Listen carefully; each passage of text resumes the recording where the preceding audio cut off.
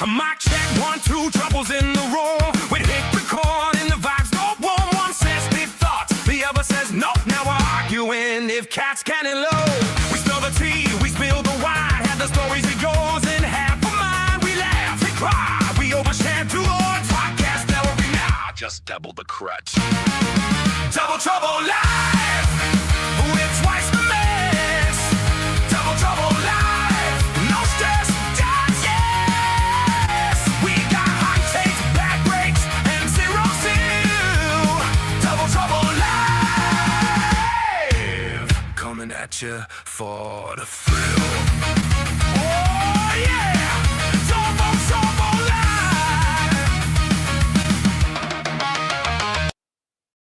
Now offered at the Great Race Place. $3 late pick 3 featuring the last 3 races. $5 late double on the last 2 races. Both with a player-friendly 15% takeout. Every race day at Santa Anita Park.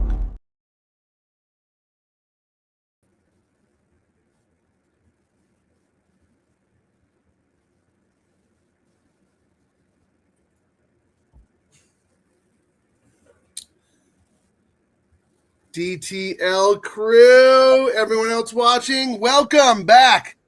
It's been a minute to do an exclusive Santa Anita show. Happy to be back for the late pick 3 and the late double low takeout wagers at the Great Race Place. Obviously, it's been a little bit of a ride with the Kentucky Derby prep races, and then, of course, the Oaks and Derby Friday and Saturday. But you know, while the kids are still resting from all the festivities, the grown-ups are still up, firing away at the low takeout wagers. I am Frank Scattoni, and I am joined by my co-host, the chief gambling officer of Double Trouble Live, none other than the great Ciaran Thornton. Yes, Claren's here, or Ciaran, or Cialis, or whatever other name people call it. Hey, at least you're not the one who shall not be named. At least you have a name.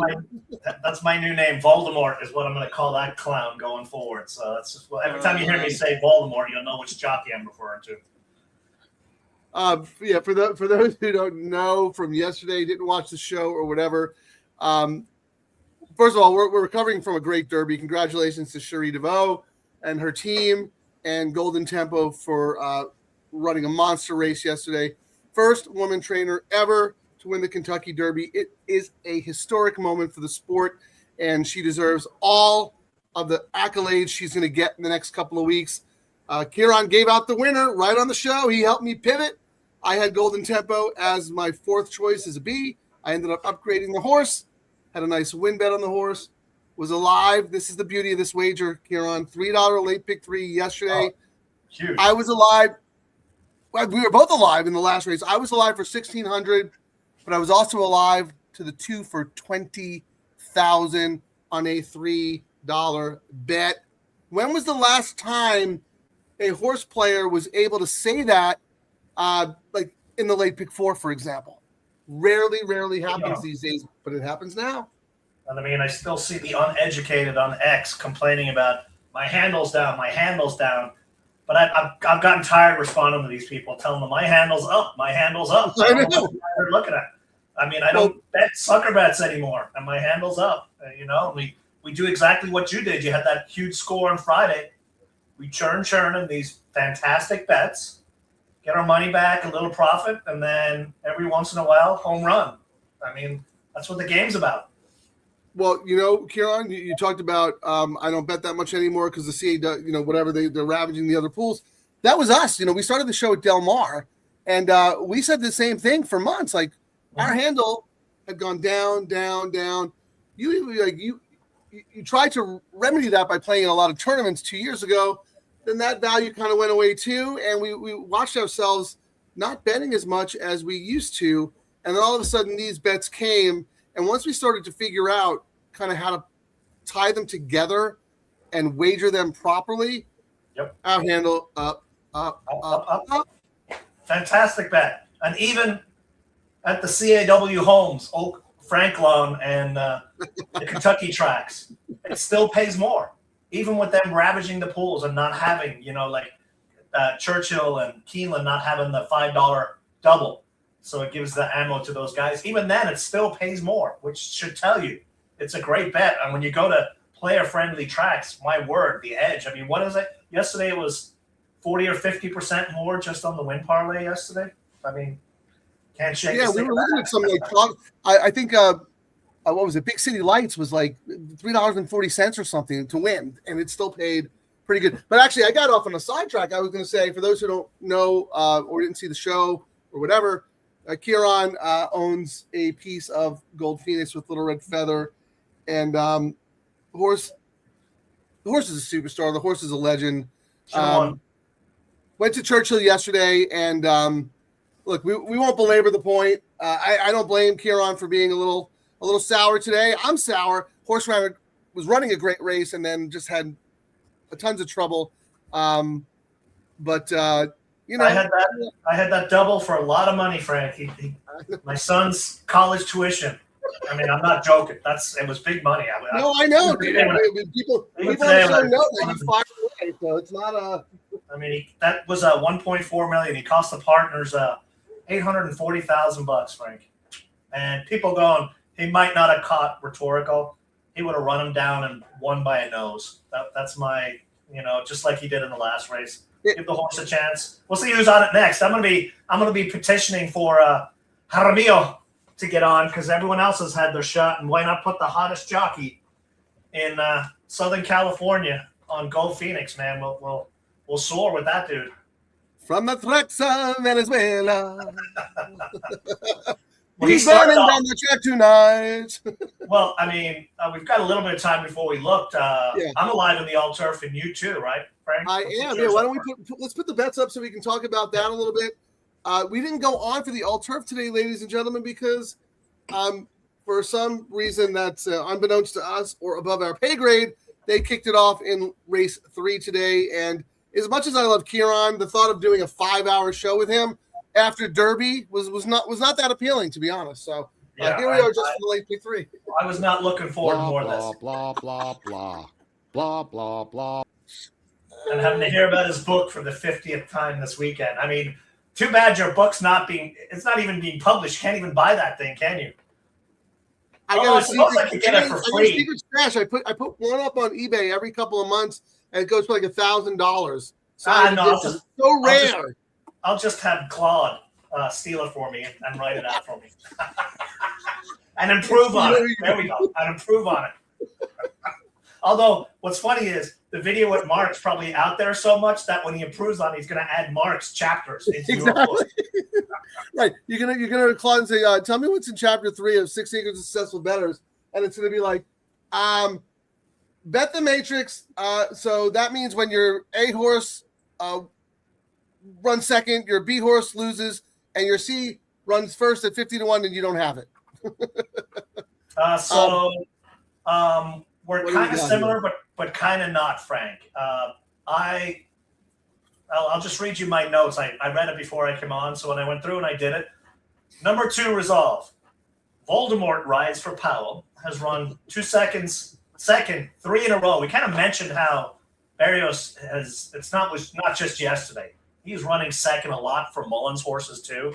And I mean, I thought he'd run second again in that 5-horse field. He ran 4th in 4th. So my ticket, I wasn't brave enough to totally toss him because my stubbornness on jockeys has cost me money over the days. But let me put mine up here. But I did. I was all about our guy Jaramillo. So I singled him on 2 tickets that I'm alive to.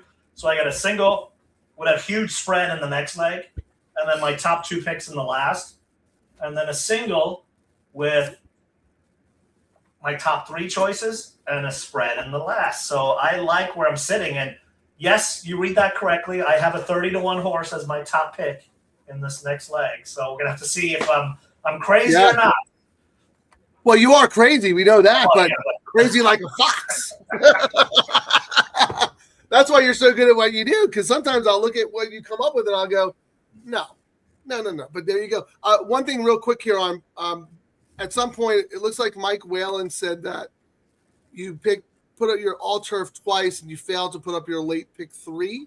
Oh, really? All right. Yeah, so why don't you get that going, because we're going to talk about that. And I'll put up my all turf, just so people can see what I am alive to.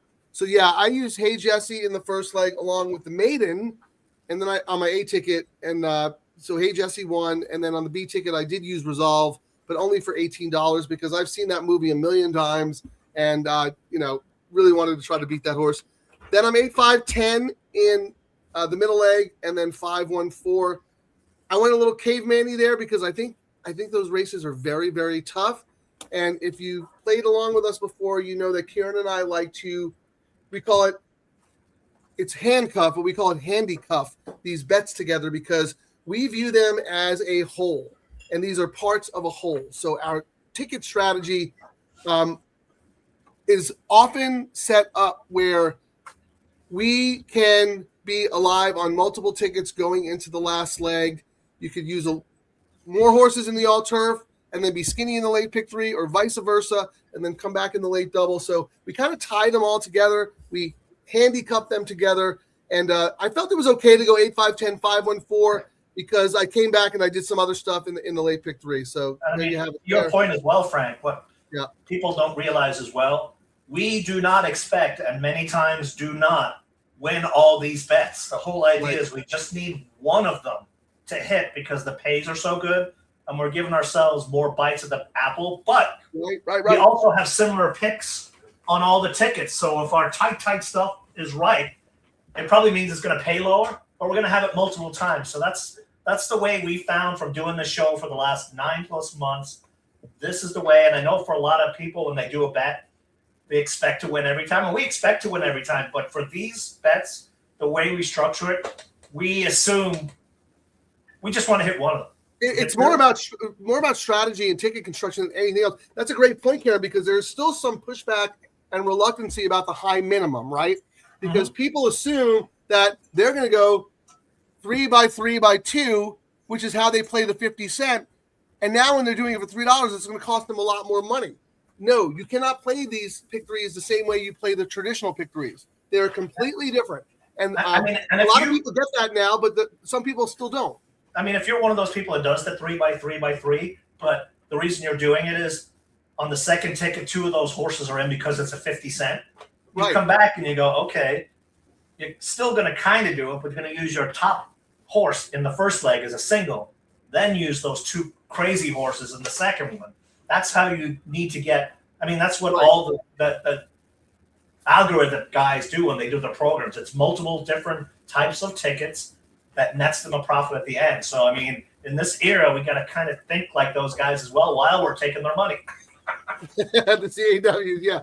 But yeah, so my point is, if you're out there going, I love the 50 cent pick 3 because that's within my bankroll and I can play a lot more horses. Look, that's fine, but my advice to you would be... Frank, we yapped along. We've got 4 minutes. We should look at some of the will pays and see who's the favorite into the first leg of the pick 3 and the middle leg. We got 4 minutes here. Probables, you mean, right? Probables? Yeah, probables, yes. All business today, Ciaran. I love it. Keep me on point. I'm just looking at the pick 3. The pick 3 is different than the odds here. The pick 3, the favorite is the 4 at 598. The second choice is the 7, who's the current favorite at 724. Are you looking at the will pays in this leg or going forward? Pays into this leg, and then I was just going to look forward. So looking forward. Yeah.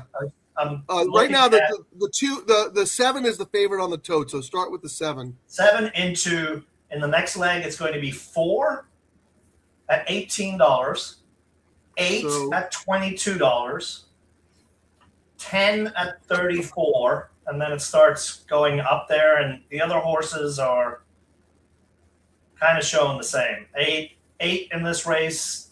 Yeah, I mean, it's the betting is let me put up your late pick 3 first. So here, who are the horses in the next leg that are like what? Rank them in order of favoritism. Going off the 7, we got at top position the 4. Who you have? You have on a backup ticket. Okay. The 8. Who you have on 2 tickets, so that's a strong pick for you, okay? And then the 10. Who you have on a backup. So you have the 3 and the 7 on your A ticket, and those are not taking money but one of them's 30-1, right? And who's Yeah, the one of them's 30-1, and the other one's a pretty big price as well. Yeah, so okay, so that I'm makes not sense then. surprised at all that Yeah. they're. And I will say that this next race coming up, Frank, it's another one that we've talked about it sometimes. The favorite's either going to win or it's going to be a crazy price. The favorite has won 39%. 74% of the winners have been under 5-1. Right. But the horses that do win as a price, the other 22% plus, 10-1 or more, which is why I was okay kind of taking a swing on some crazy prices in that leg. So, and I figured the 8 was going to be the favorite in the next leg, so I'm a little surprised. Yeah, the 8 is my top pick. If you see, I'm 8, 5, 10, 3, 7, 1. Yeah, I mean, and then I could not use the other Phil. I mean, you got to use every horse Phil has, no matter who's riding, what the odds are right now. His barn is firing left and right. Yeah, I mean, number 4, Ricky for Carl, it drops in class. I kind of use it on a backup, but, you know, if you ask me in that next leg, Frank, if I had to single, I would say I'm singling the 8, if that helps. I'm going to change that a little bit because I had the 4 as like, that was the last one I cut off on my B ticket. But what we do on this show is we look at the tote. We look to see which horses are taking money. So I'm going to throw the 4 in on my B ticket, Ciaran, just because of what you said. Right now, the 4 is from the 7 in this leg to the 4. That's the favorite double combo going forward, right? Be lucky again right now. 2, 7, 1, 4. 7 double right now. 7 to the 4 is paying $19, and the 7 to the 8 is paying $23. Now the horse. Well, the 8's my top pick, so I'm good with that. But let me just show you what I did real quick. The horse, go ahead. And that's also the horse that's favored. I was saying the 4 in this race into the next leg just to see. Again, the 4 is the favorite. You know, using the will pay pick 3 favorite into this race is the 4. Right. So the 4 into the next leg. 4 is paying 31, 8's paying 41, 10's paying 42. So. All right. So let me show. Yeah, I mean, Jay. I quickly saw Jay's comment. F the favorite in the next leg. I agree. But look, we do the show in real time because we want to use up-to-the-minute information. And I don't need to be a hero because if you just look. So my late pick 3, 8, 5, 10, that's my main opinion. My B ticket was originally 3, 7, 1. I just threw the 4 in there because Ciaran's telling me that horse is taking money. That horse is live. I knew that, but I didn't realize it would be that strong. Yeah. I'd much rather try to beat the horse, but I don't have to be a hero either, right? And who was it that said toss the favorite in the next leg? I think it was Jay. I will say enough times that this move that who should be the favorite caves the Phil horse. This is a classic Phil move that we're seeing happening. Yeah. 6.5 on the flat, went wide, and now Freshu hops on, et cetera, et cetera. And especially with the way Phil's firing right now, that I would not. If he's talking about the 8, I would not. No, I think he's talking about the 4 because the 4. Okay, yes. But okay. but it's look, Ciaran, look, it's plural favorites. Yes. So Jay, now you got to clue us in. Which favorites are you talking about, and who are you using? Ciaran, what about the other Phil, number 5, Queen Kimby? I mean, I had to put it in, even though she is a shot. Kamora is kind of down on the thing. But I mean, second off the layoff, all Phil horses are live. I mean, you can't toss Kamora won 4 races yesterday. Especially when he puts 2 horses in. You know, simple as that. All right, they're loading in the gate for race 6. We don't have any action here, but we use the info going forward. We're going to watch this race. We'll come back, and then we'll start getting heavy with our late pick 3 and late double combos. Good luck, everybody.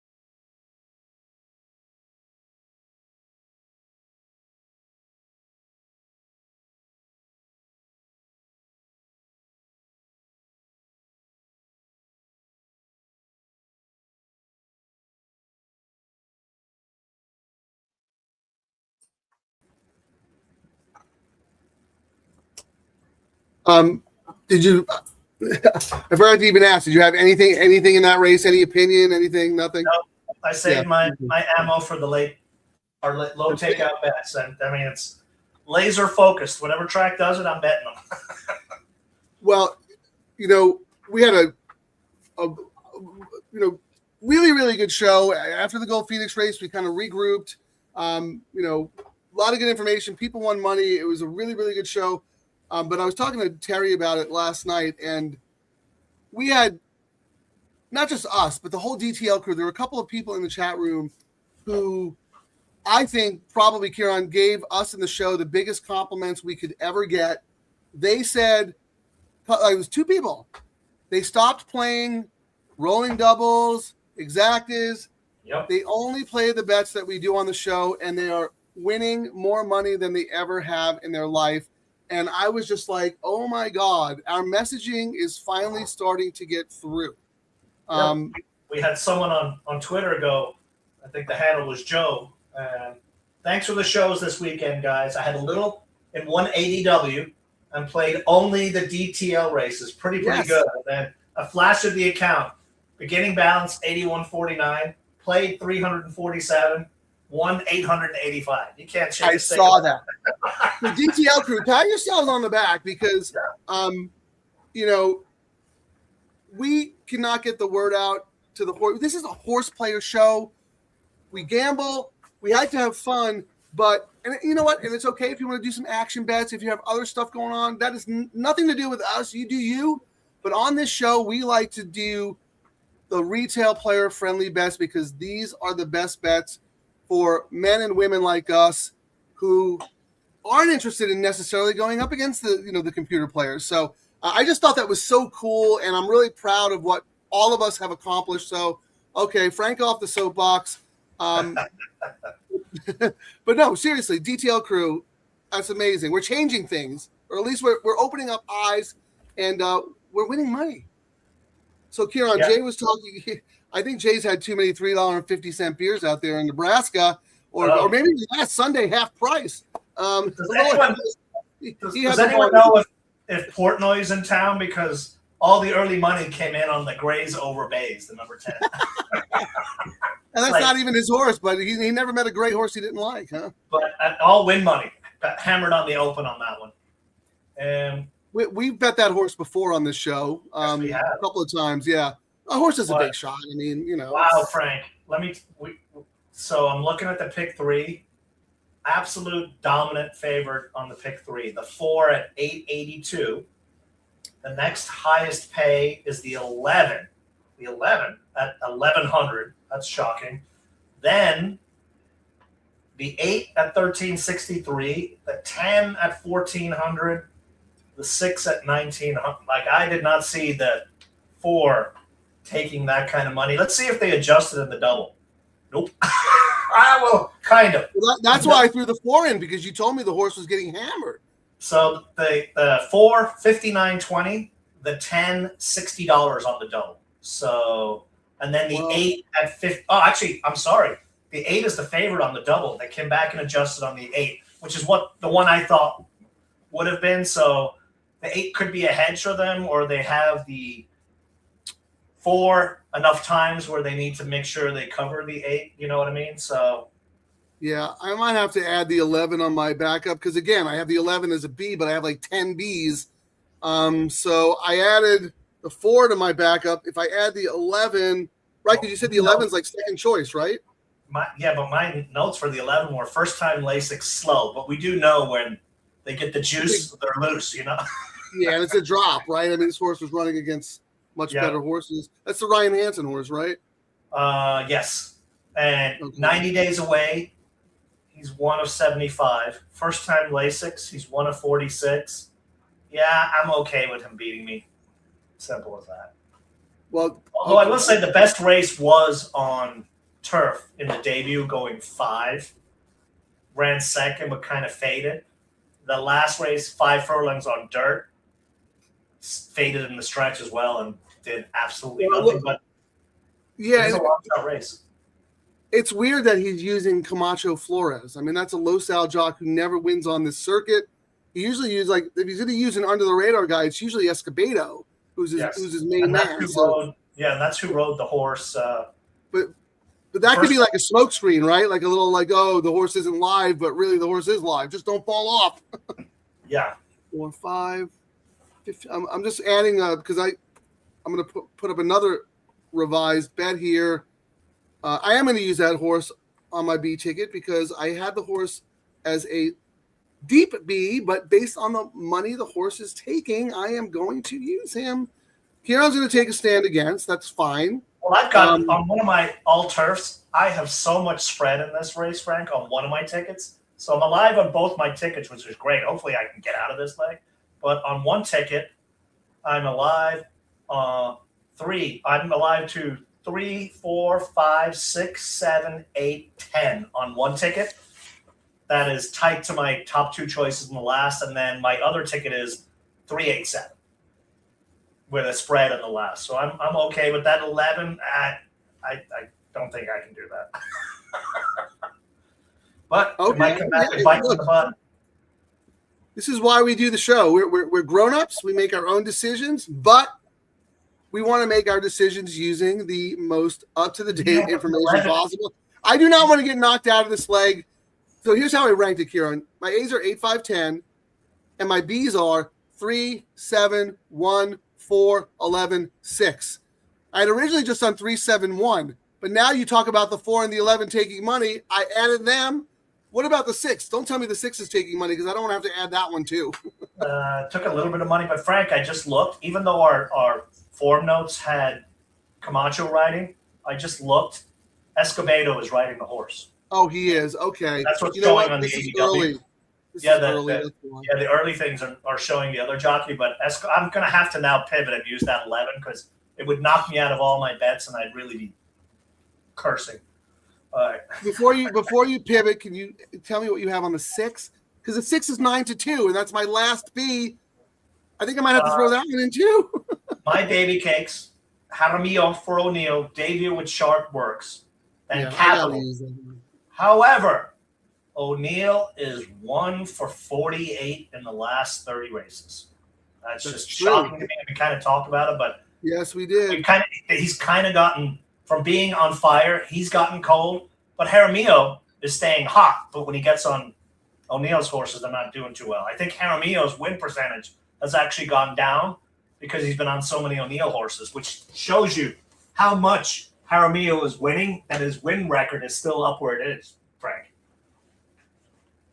Yeah, and O'Neill's been like you said, he's been very cold. He was winning everything in the other meet. Are you using the 7? Because my notes on the 7, Sunny Creed, Frey for Mullins are 2 for 2. First time turf and Lasix. Frey knows how to win for Mullins, unlike Voldemort. So that's why I put the 7. I do have the 7. Okay. As my second B. Okay. I'm sorry. I already have 2. I have a pivot. I have a pivot, and this is going to be my final pivot. I'm just doing the math. It's more than I want to spend, but you know what? I did okay yesterday, and it's Sunday, and you know this sequence could really pay if it comes in the right way. I mean, there are no standouts in these races. I don't think, Ciaran. No. My pivot, I'm just going to spend $12 more. I am going to hide that and delete that.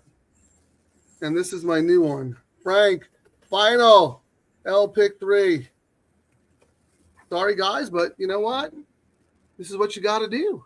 It took too much money in the pick 3 and then in the double to toss the horse away. There's just money hidden there. So yeah, we don't have to be a hero. Other tickets live and get knocked out. And I mean, I've got a monster spread ticket in this leg, and I essentially have all but that horse in this leg. And if I got knocked out, I'd be like, "Are you kidding me?" So well, right here's the thing, Ciaran. Like the way we play these bets is you kind of want to be alive in the first leg because then you have the double. That like, what if you get a bomb here? Then you can come back and you can play the double with the logical ones going forward or some long shots. So that's why we're doing this. It usually ends up working out, but you still have to have the horses, right? You still have to have the winner. And then I my got pivot is just it's a $12 one. I'm just using 11 with my top picks in the next 2 legs. Simple as that. Can you put that up there? Oh, right there. There you go. Okay. So I added them to my. I didn't do like you with individual. I just added them to my original tickets. So let me show you my final. Okay, my A's are 8, 5, 10. And then after hearing Ciaran do a little pool analysis, 3, 7, 1, 4, 11, 6. Probably should have just gone all, but Yeah, I debated that too, but then I was like, let me be a little strategic and see what we did, see what the money is. And then that makes it easier to toss ones that we're kind of considering or add ones you're like, maybe. This one's getting money, so we might be throwing $12 away. But as they say, follow the money. Someone's got money on this horse, hoping to scoop something. So I want to be part of it if he's correct and not have my tickets go. And here's this, Ciaran, because we talk about being better at this. You told me like 3 days ago that you like the 3 horse as a wise guy long shot horse. You have to bet win money on that horse. I really like the 5 here at 10-1, so I'm going to bet win money on the other D'Amato, Queen Kimbe, who I think could easily beat the stablemate Caves. I'm shocked Caves isn't more of a favorite. I really am. No, I am too, and I'm shocked it didn't. That scares me a little bit. I don't know. Sometimes I don't understand why they're doing some of the stuff they're doing. You fill with a dropper, and like the horse wasn't just ran. I mean, got well beaten, but was like running right with those horses, and now shortens up. So I think that horse is. This is a perfect fill move. So second time Lasix, blah blah blah, maiden to maiden claimant. No one's gonna come in and scoop this horse. I don't think. We don't see too many of these horses get scooped out of these 50s and 80s lately. Yeah, well, especially from a guy like D'Amato. I mean, who's going to claim off D'Amato? I mean, if Phil can't win at 50 with a horse, you're not going to win with 50. Maybe if it's a lower level, and more of a lower tier claimer, you might think you can move a horse up. But there are certain trainers I would just never claim from, and D'Amato is one of them. So that the next leg, Frank, I mean, yikes. That race you could bet all just to hope to get out of it. Like, holy smokes, race 8. I mean, I took a stand in the next leg, race 8, where, I mean, the favorite, the 1 Fighting Thunder, lost by a neck last out, top speed on the rail. Then we got Jaramillo on the number 2 for Palma, sharp work, and the Dam already has a winner from 1 starter, but then the rest of these horses, you could make an argument for a lot of them. I mean, I had to use number 7, our Danny Boy, because the pipes were calling, so I had to use that one. Danny Boy, the pipes are calling. You got Freshu on a Miati horse, and then you could go a lot of ways. You got Kimura on the 11. What is your rank? What is your ranking? And then I'll tell you mine.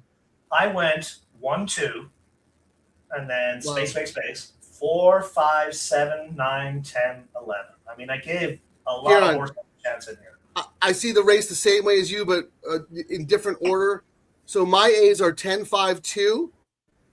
And then my top B is your 1, but I'm 1, 12, 9, 7, 11, 3, 4, 8. I'm just playing the 10, 5, 2 on my A ticket. And then on my B ticket that's super spready here, I'm singling the 10 and just going to close my eyes and pray for a Hail Mary.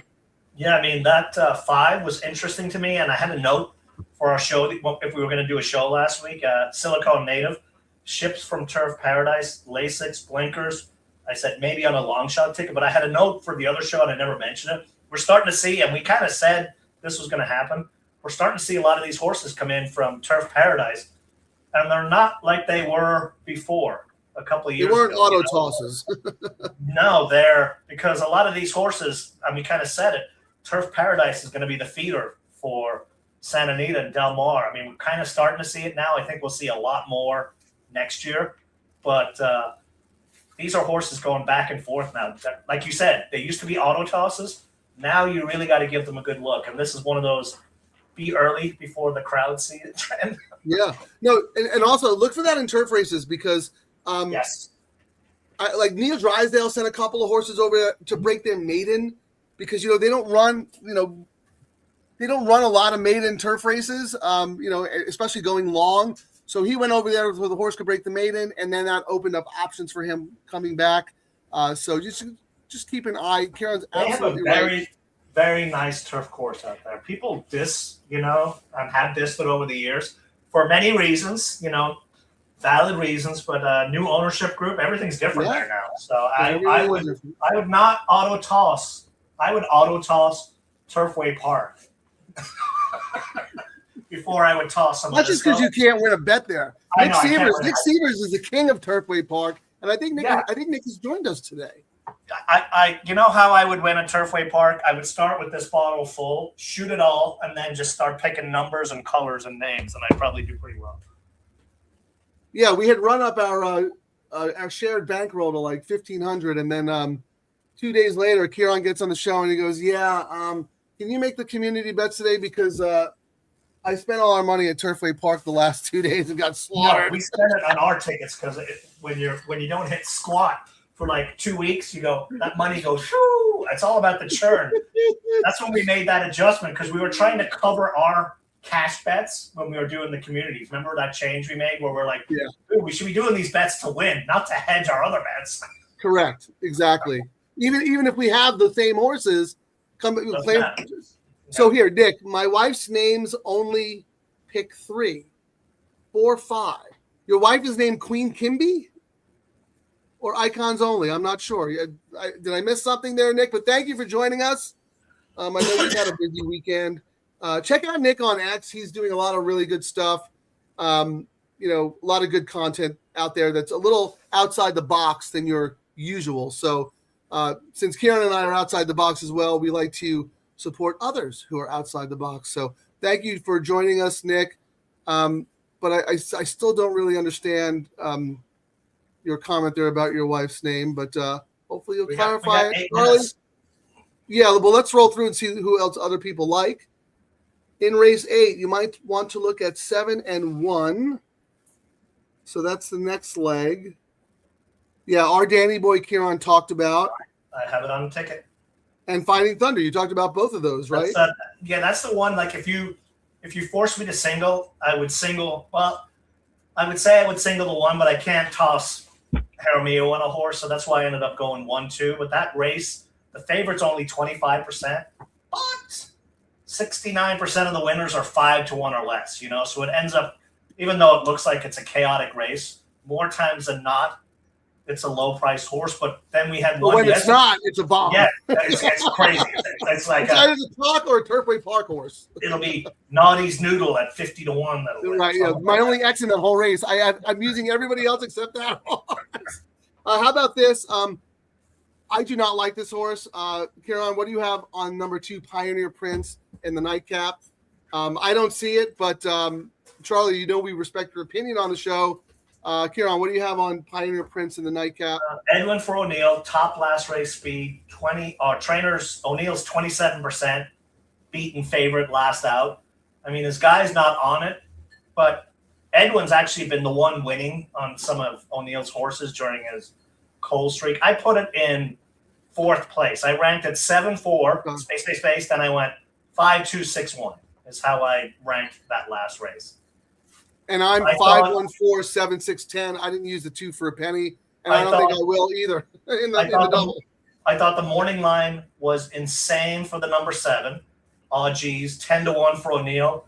Lost by a neck last out. Top pick will not be 10-1. I actually think the 7's going to go favorite, but we'll see if I'm correct when we get there. I am 5. I mean, how do you go against the Mullins? That's what do you have on the my note.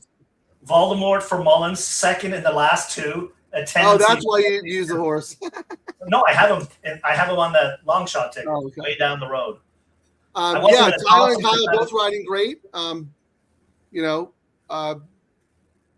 Like Ciaran says, you want to get on the trend before it actually becomes a trend. So thanks for that info, MTN. Tippy, 3. Yes.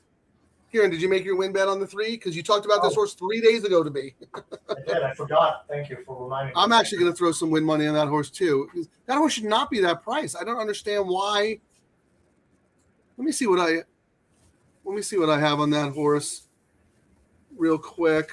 I know I have it as a B, but off since February, part of a race declared the no contest. Yeah, we've seen a bunch of horses from that no contest race come back and run well. Very well. And that was, I mean, they've all run above their odds. And I mean, the only thing that weirded me out a little bit is that Yakteen finally decides to shorten her up after, 3 longer races, including her debut, right? She's never been in a sprint. So from the jump, he thought she was a route horse.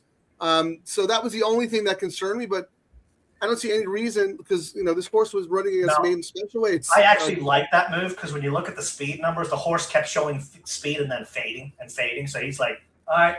And we had that with our horse, Arrakis, Frank, where the breeding all said, go long, go long, go long. And then we're like, now we're racing 5 furlongs. Right. Yeah, exactly. At some point, it's like, you want to trust the breeding or you want to trust your own eyes? And then at some point, breeding, because you throw breeding out the window because you see what the horse can do. That's a good point. Blinkers off. Yakteen is 26% for a huge profit, Frank. Second time Lasix, 26% for a huge profit.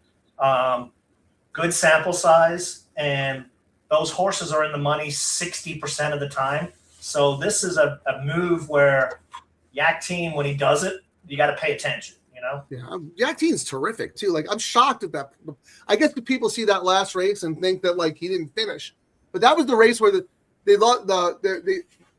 forget which horse it was. Dumped the jockey. The horse ran through the rail, over the rail, and was running on the inside of the track. And then came back. He broke the rail, so they had to tell. He had Freshu on that horse last out, so it wasn't some right schmo of a horse, All right, Charlie, race 7, win place on number 5, Good Works. No, that's not. Good Works on the 5. Yeah, I like Queen Kimby a lot. I just made a win bet on Queen Kimby. I think it's the 2 D'Amatos here. I really do. I will say this about Carla Gaines. She used to be an automatic toss when she dropped a maiden in for a tag. A little bit better. She's more a little putting them where they can win, whereas she used to just want to get rid of them because they couldn't run. Blinkers off, but she's carrying. That's the high weight on that one. At least my 3 gets in for 120, and some of the other ones are in for 120. 6 is in for 120. 7 for 120. 8's in for 120. So that's 6 pounds. That the 4 is giving up. Even at 6 furlongs might be the difference. Yeah, and I think Dan H said earlier, Ricky has been doing really, really well. I don't know. Unexciting, right? I mean, what is wrong with Queen Kimby? I'm going to look at the will pays. Did Queen Kimby take any money in the multis? On the pick 3, no. It's up there, 7th, 8th. On the doubles, up there. Oh, wait, the 5, right? The doubles, yeah, the 101. It got money on the doubles, yes. Pick 3, no. But on the doubles, they did put some money on it. $101. Yeah, the 8 is the favorite in the double, actually. Yeah, 50. Oh, that's Caves. That's who we thought. Yeah. So yeah, 8, now 4, the money's starting to come out on 8. Yeah, it's 8, 4, 10, and then the 5. So 4th choice. But oh man, look at these pick 3 will pays. Yeah, huge. What did I miss? I was taking a nap. Was there 101 horse? Paula Capestro hit on a 26-1 in race 5. In race 5, did you have the horse? You bet every one of her horses. No, I didn't. I didn't really bet. That was a race where that was a race where the number 5, the Jaramillo Lewis horse, looked on paper like a slam dunk and it finished 3rd. So what that might mean, and that probably blew up a lot of their pick 6 tickets as well, Frank. So I'd be shocked if we don't see some good money into the pick 3 and the double today. Well, Because of that, based on that, and I think the last 3 races are extremely difficult. We might have a pick 6 carryover. But here, Ciaran, going forward, the 4 in this leg to the 1 in the next is the double favorite at $35.80 for $2. So that's your Fighting Thunder. Yep. Second choice would be the 9 at $48.40, and he's a gangster. Burton and you want. I like the 10 there, $76. So like fourth choice. The 2 is the third choice at 61. That's a first-time starter for Hector Palmer with Jaramillo up. Very interesting. Yeah, I mean, they must have made the call. Hey, and his jockey agent's going to be one. This better be live, dude. But you never know. They might also be promising other rides too. That's part of the jockey mechanics. When you see some of these jockeys, why are they hopping on a debut horse? You never know that I got a horse for you 2 weeks from now, or I got a really good horse next month. But look, I think that's a very legit thing to think about for the top barns with stakes horses. Hector Palmer's an old school guy. He doesn't have a lot of high level horses. He's got a lot of low level, hard knocking horses. If he's calling on Jaramillo for a first time starter, that horse is live. He's not going to waste time. And he's good at that. And the works are always fast for Palmer. And the horse is taking money. So that is very, very interesting. I don't think I used that horse. Did you? The 2 in race. Oh, no, I do have. That's my second choice. I went 1-2 if I only had 2 horses to pick. I went 10-5-2, so I did use the horse. So there you go. I think we're just so on Jaramillo that we're going to use anything. He's the one-eyed mama we're using. Right now, you got to use, if you can, everything Jaramillo's on, and you got to use every Phil horse. Even if he is 3 in the race, you don't know which one. If back to that other Phil, which Phil. It doesn't matter which jockey's on. I mean, he's won with Tiago and a bunch of them. Ayuso's winning for him, That's the other thing, Ciaran, about yesterday that's so frustrating because Phil had everything. His barn is firing. He was targeting this part of the year. You knew Gold Phoenix was like ready to freaking roll, and he never got a chance to show his best stuff. So, maybe if this was a month ago where Phil was running second all the time, it might have been frustrating if he ran second, but he was in it to win it yesterday because Phil is just, the dude's locked in. Weather, perfect trip. I'm not going to say anything else. What is this with CP4, Frank? Santa Anita X accounts plus YouTube over 400.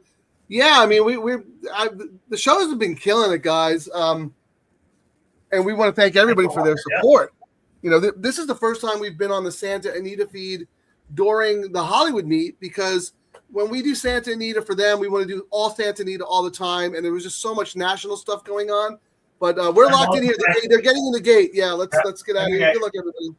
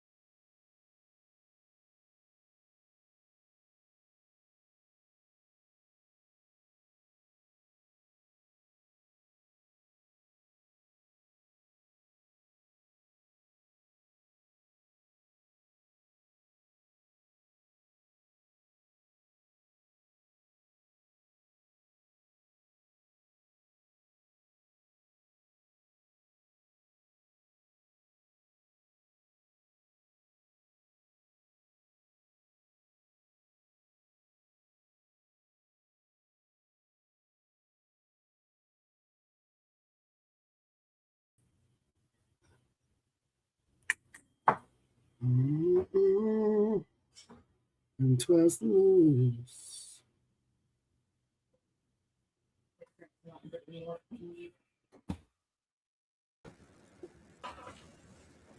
Oh, Frey, too late. But nice win by the one. You had that one, right? I did. I wasted money by adding. No, that's my. This is the one I played here. The double pivot. I added 2 horses. It was on my B ticket. But here's the thing, like, right, there's a lot of information. We have a lot of sharp people. I don't usually listen to a lot of stuff, but one of my buddies, I trust his opinion very, very much. And we were texting last night about the Derby and whatever. And I was like, well, you like anyone in the late pick 3 tomorrow? And I mean, I kid you not. I don't know if you can see, like, there's a screenshot of Taluvia's World. He's got a note on the horse. He goes, I like this one. Very live to lead off the late pick 3. He goes, and again, this is not a knock. He doesn't like Tiago on turf, right? I'm fine with Tiago anywhere, but that's just a personal thing for his. Couple of bullets since, doesn't hurt either. The field would appear softer on paper than last out as well. The favorites in that race ran 1, 2, 3 last out. He goes, okay, I'm done making my case. I go, cool. He goes, sorry for the rant. I was like, no, I had the horse as a C, but based on my buddy's info, I upgraded the horse to a B. And I don't usually do that, but I make my own decisions. But anyway, my point is, my man Andrew is probably doing very, very well with that horse coming in at good price, right? 12. Man, Frey cost me all my tickets, Frank, on the 7 at 20-1. That was my third choice on my all-turf. The one won by 5 lengths. What happened? I missed it. He just came from the clouds, and then the usual Frey move, one past the line. Which horse? Number 7. Sonny Creed, the Mullins horse from the clouds. Yeah, I had that horse too on my B ticket, but I'm not alive. I'm pretty sure I'm knocked out in the all turf now because I had that horse. I had that on the all turf, all my pick 3s with huge spread. My bad luck from yesterday rolls on. Yeah, well. Here's my all turf. 8, 5, 10, 8, 5. Yeah, I did not use that horse. And the reason I didn't have the horse in the all turf is because I knew I was going to use the horse on my spread, on my B ticket to start this off. So in the all turf, I just used my A's. So look at my spread on the all turf. I had the 8 step, you know what I mean? I had on every ticket with huge spread into the last leg, in both legs. Like, oh well. We might get a carryover, dude. $26 horse. 7. I thought Caves had a great shot. I know the Caves. I'm not Caves. Queen Kimbe was hounded every step of the way, but scooted away, cut the corner, and then just got tired.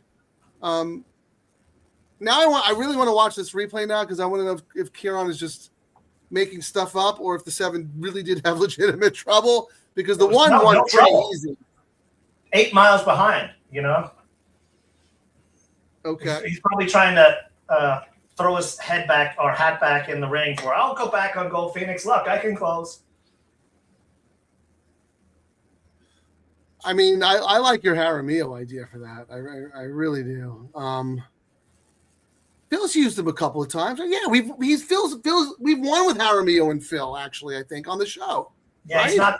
he's not gotten a whole believe it or not, it's probably the 5th call. It's Freshu, sure, Clown, Ayusu, Tiago, and then whoever else. Usually Jaramillo. I got a little smiley face from my buddy from last night. He got it. Good for him. Good job, Andrew. You got to come on the show, man. Just read about you on the show. He's really good. He used to work. He doesn't anymore, but he used to work at the racing office at Del Mar, so he knows a lot of the trainers, exercise riders, all that stuff. So, it's not like he gets proprietary inside info, but he knows the circuit extremely well.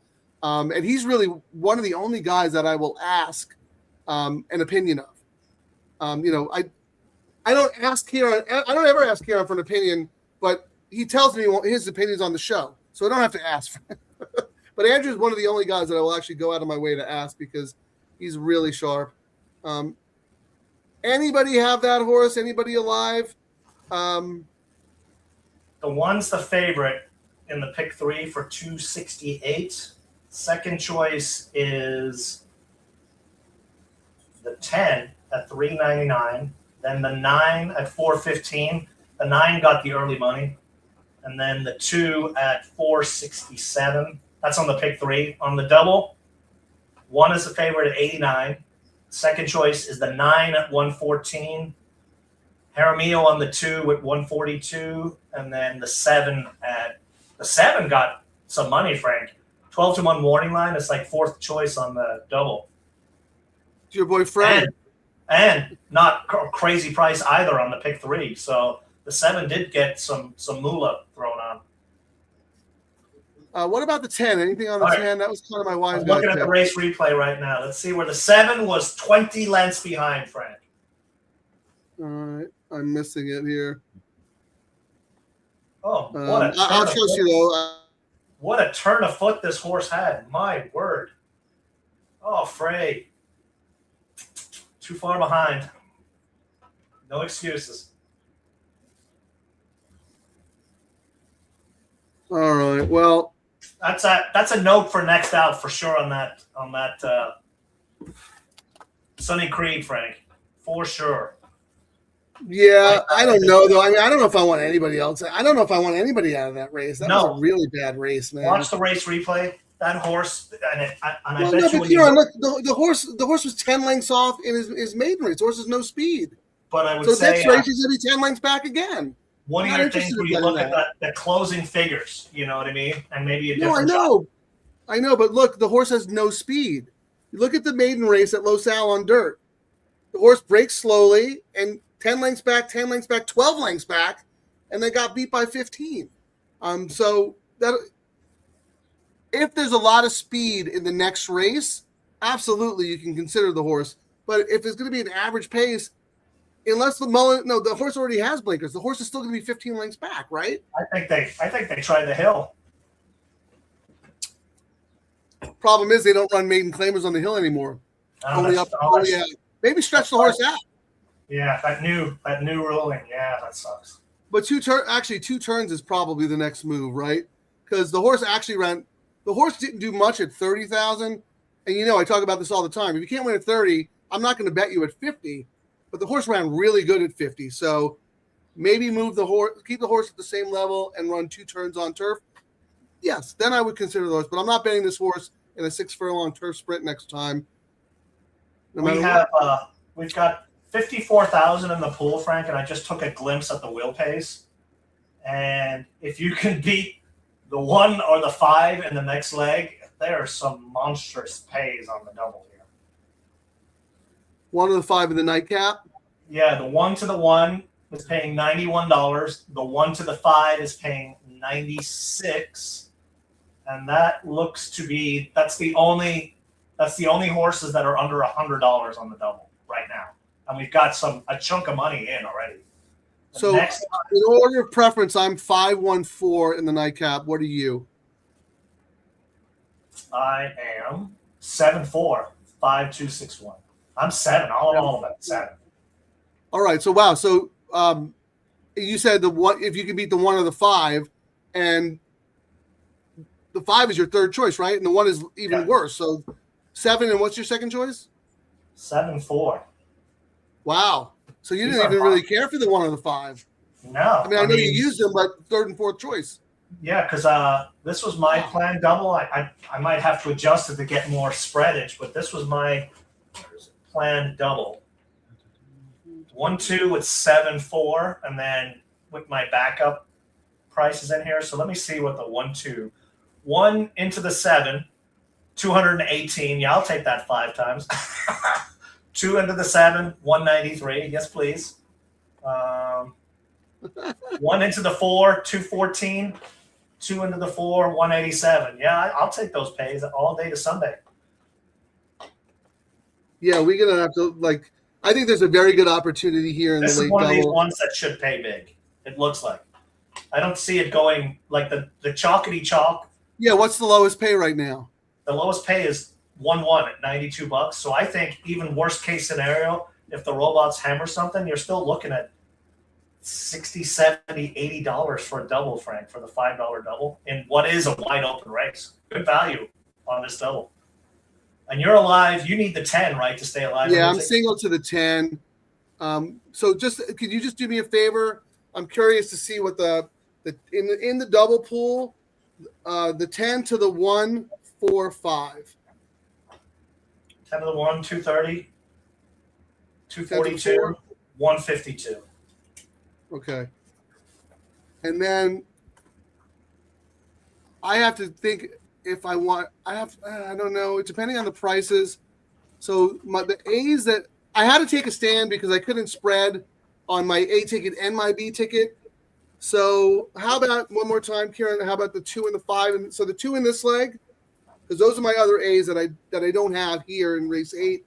So the 2 to the 1, 133, 2 to the 4, 188, 2 to the 5, 128, and then one more time, 5 to the 1, 233, 5 to the 4, 312, and 5 to the 5. 221. Yeah, I mean, the lowest pays you're looking at are 1193, 1595. So the betting's saying in the next race, it's between 1, 5, 2. They're saying the betting on the doubles, Frank, are essentially saying it's a 3-horse race in race 9. 1, 5, and 2. Everyone else is a crazy price. So I have the 10, 5. I have the 1 as a B, but I have the 2 that isn't one of the ones getting bet. I'm fine with that. Sell me on the 1. I mean, I have the 1 as the first of my Bs. I know you talked about Fighting Thunder before, but like. But in this race, yeah. Ayuso lost by a neck going longer last out. Top last race speed, top speed in the race, and the rail is winning 25%. All right, and where did you rank that horse? Top. First pick. That's your top pick. All right, I'm sorry to make you do this. Then one more time, 1 to the 1. Do you have a piece of paper? They have this thing called a pad and paper, Frank. I'm writing it down. I didn't ask you. What happens? Frank hits his doubles, and then Ciaran's like, ran out of time to put my bet in because I'm his secretary. All right, you ready now? Can you write it down? We didn't go over 1 to the 1. 1 to the 1. We did 15 times. 1 to the 1 is $93. 1 to the 4. 203. 1 to the 5. 97. Okay, thank you. I won't ask you anything else. I'm going to put my bets in. Talk amongst yourselves. Well, you know what I'll do? You are a gob bleep, so you can just talk blah blah blah blah blah. I've got a Mark video for us. Welcome aboard Spirit Airlines to Santa Anita. Your ticket includes 1 personal item, 0 legroom, and a complimentary bankruptcy announcement. I'm Mark Gelding, your unpaid intern flight attendant. For $47 extra, you can have a seat. For $89, you get a seat belt. For $200, I won't sit next to you. Folks, due to Spirit shutting down, this flight is now a bus, but the bus also got repossessed. Get out, get up, get paid somewhere else. Guy seems to find a job everywhere, Frank. Did you book a flight for Gold Phoenix to come back on Spirit? Is that why you No, played? I was actually hoping Voldemort flew on Spirit back from Kentucky, to be honest. You know what I mean? You were going to get him a complimentary ticket through Mark Gelding? Yes, I should have. You were going to pay for his seatbelt? Yeah. Oh, my God. So my $5 backup ticket, Frank, my 4 to the 7's paying $652. 4 to the 4 is paying $440, so I'm okay leaving that at $5. And the 5 to the 7, $271, $266. Yeah, I'm okay. I don't need to change the 7 to the 7 and the 7 to the 4. Also great. So I think I'm happy with the pays that I'm going to get on my bets here, and then I might wait a few more minutes and might fire something else just to see. Well, you're 10 to my. You're all about the 10. So 10 to the 4 is 243, and 10 to the 7 is 405. So I might use yours. What are your notes on the 10? Because now that I'm looking at it, I'm like, why did I like the 10 so much in such a wide open race? I literally just said Freshu for Miotti. I didn't. That's really, enough, right? Dropping.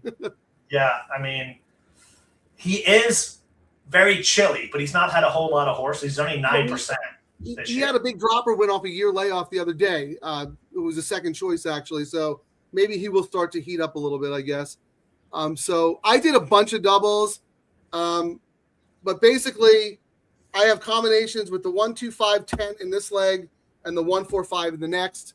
And then just for fun, I want to be alive into the late double. So I went all to my top pick in the last race, 5. So probably not a wise bet, but you know what? We're gambling on the show. I want to be alive. I want the action. And I have my opinion tickets as well. So I won't ask you for any more probables, Ciaran. Well, we need to wait a few more minutes. I don't think we're going to see much, if any, movement on any of these doubles. They don't know what the heck to do, Frank. And with these payouts, I don't think they're going to add much more. There's already 100K in the pool, and we've seen no movement from the jump. And usually we see a lot of movement. Everything's still the same. The 1 is $93. The 5 is 91 off the 1. No change, really. Right. Because that's both these races. Well, this race is wide open. And because of the $5 double minimum, the computers can't, unless they love a combo, we're not going to see a massive hit, like we would see with a $1 or $2 double. I know you probably told me this a million times, but I'm sorry. It's been a long weekend. Who is your top, in order of preference in the nightcap, who do you have? Oh, you have 7-2. Never mind. 7-4. 7-4. 7-4. Who I don't have on anything. So, no, I have the 4. I don't have the 7. What is it? 7. Oh, geez. Jaramillo for O'Neill. Lost by a neck. Will not be 10-1. Top pick. I think that horse will be like 7-2, 4-1. And then the 4, Freshu, first off the claim for Papa, who is absolutely lethal on that move. He wins 31%. For a profit. We always got to put that in. Yeah, if they're winning 31% and they're losing money, that's, whatever. But when he does it, he places them and they win. Is that Aji's taking money in the double? About what to be expected, I think. The imputed odds on optics they have Tariff as the favorite. They have Zalamo second choice. Sorry, Lord Bullington second choice. 1, 2. Then Zalamo, then Pioneer Prince, then Aji. So, yeah. Which is about right. I think that's about right. That's fair. He's 5th. And I think that's what he should be because he, just lost for less. Now he's moving up in class. What price do you think that horse will be? 7-2, 4-1. I was going to say 9-2. Yeah. So, if I'm alive for stuff, I might do a win bet, but I was going with what you said. O'Neill he's cold. So I was going to try to beat that horse. And I've bet that horse many times. So, Ciaran, congratulations. Frank off angle. It's awesome. So you might want to do all to the 7. So you cash something. Yes, Jay, he is my note taker. He's also my valet, my sidekick, my butler, and my chauffeur. But you know what? He has Mark Gelding as his second or familiar, I guess we would say. Johnny Banks. I don't think we have time to do a community. No, do you want to do a community ticket? It's 4 minutes, but they're just walking out of the paddock. So we probably about 10. What's your top pick in the last race? 5. I'm 5-1-4. And my top pick is the 7. So let's look and see what's an all cost. So all into 5 is $91 is the lowest pay, and all into 7, the lowest pay is $213. How many horses are in here? Oh, geez, that would cost too much. Yeah, I don't want to do all. But here's what I suggest, though. My top pick 5. Your top pick is the 7. But we also both have the 1. Do you have the 1 too? I thought we had one common horse. In this race, I have 1, 2. No, in the last. I have 7-4 in the last. 7-4, and I'm 5-4-1. So I want to use the 5.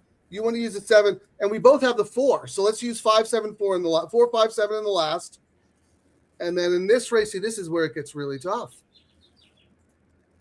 What's your ranking again, Ciaran? If I was forced to single, I couldn't force to single, but I said the 1 would be 1. But I just cannot discount Jaramillo getting on a first-time starter for Palma, you know? What number is that? The 2. I have 10-5-2, so we're definitely going to use the 2. And just give me your ranking, like your top 4. When I ranked my write-up, I went, Yeah. In this race, I went 1, 2, then a bunch of spaces, and then all the other horses. Well, who's the first of the others? The 4, but if you were asking me for which one to use, I would say we should use the 5, this one shipping in from Turf Paradise. Okay, that's my second choice. So let's use the 5. But I think we should also. Do you want to use the 1 as well? The 1 is my 4th choice. In this leg? Yes. The 1 into which horse is in the next, and I'll see what the low. No, they're probably going to be short. You want to use the 2, the Jaramillo First with Palma? I think we have to. The fact that he's on, his guy. There's a reason he's on it, you know. 2-5, and then we're using the 2-5. Let's just go 2-5 because we both have the 1 on other tickets. I know we're supposed to play to win. Right. I don't think the 1's great value for the community. So, you want me to do it, or do you want to do it? You can do it. 2-5. Okay. But let's see what the lowest is because we could do it for more than $5 if we want. All right. So what's the lowest between the 2 and the 5? Start with the 2. 190. Oh, they're great. That's the lowest. 2-5, 4-5-7. 2 into the 2 is 188. 4 into the 2. Oh, what do you want me to? What numbers do you want me to do? 2-5 is 126. That's the least one. So I'm going to do that one for 10, and I'll do the rest for 5. Okay. All right. Does that make sense?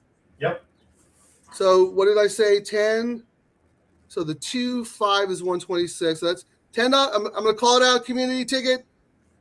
DTL Crew $10 double. 2 in this leg. To the 5 in the next.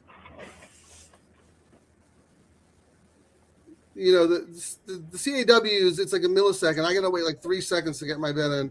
So that one's in, and then I'm going to come back with a $5 double, Ciaran. I'm just going to do again 2-5 with 4-5-7. Is that right? Yep. So that's 30, and the other one was 10. So $40, and a couple hundred, I think, is the payoff. Yeah, and I just did a pivot myself just to cover some other things.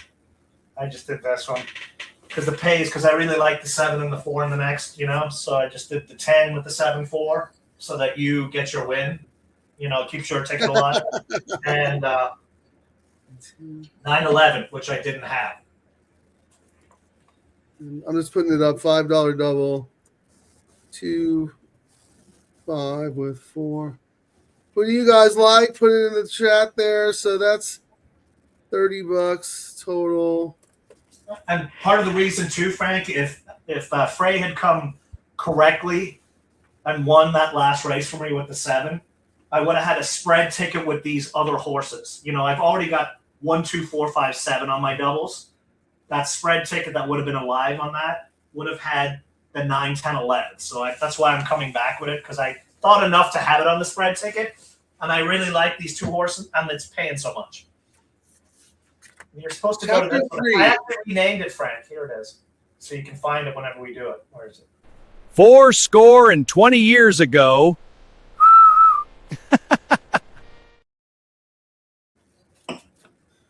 6 Secrets of Successful Bettors, Chapter 5. Woulda, coulda, shoulda.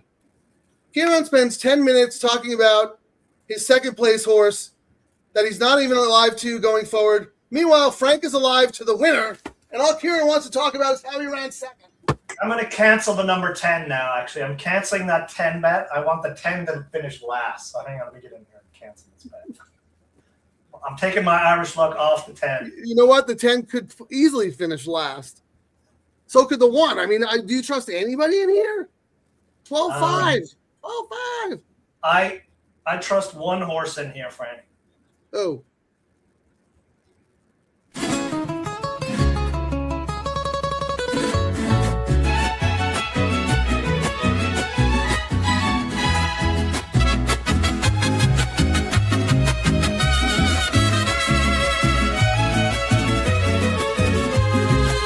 From the tracks of Venezuela, where the legends are made. And Michelle Jaramillo came storming. That's who I want to get us home. We got, yes, son of one-eyed mama. That sounds like a horror movie, but you know, no, that horse is definitely live. I'm gonna Ciaran's gonna hate this because it's not about you can't talk about how he had the best horse in the race, finished second. Let's see what other people have. I'm actually going to do a win bet on Hermio right now because I said we were going to do more of them. So Yes, I think that's smart. Money, respect, power. I like that handle. Welcome. $25 double Santa Anita 815. But who is it 8 here to the 1-5? I'm not sure. Or you're just starting here with 815. Give us the whole ticket. So we can root. We like to root even when we lose.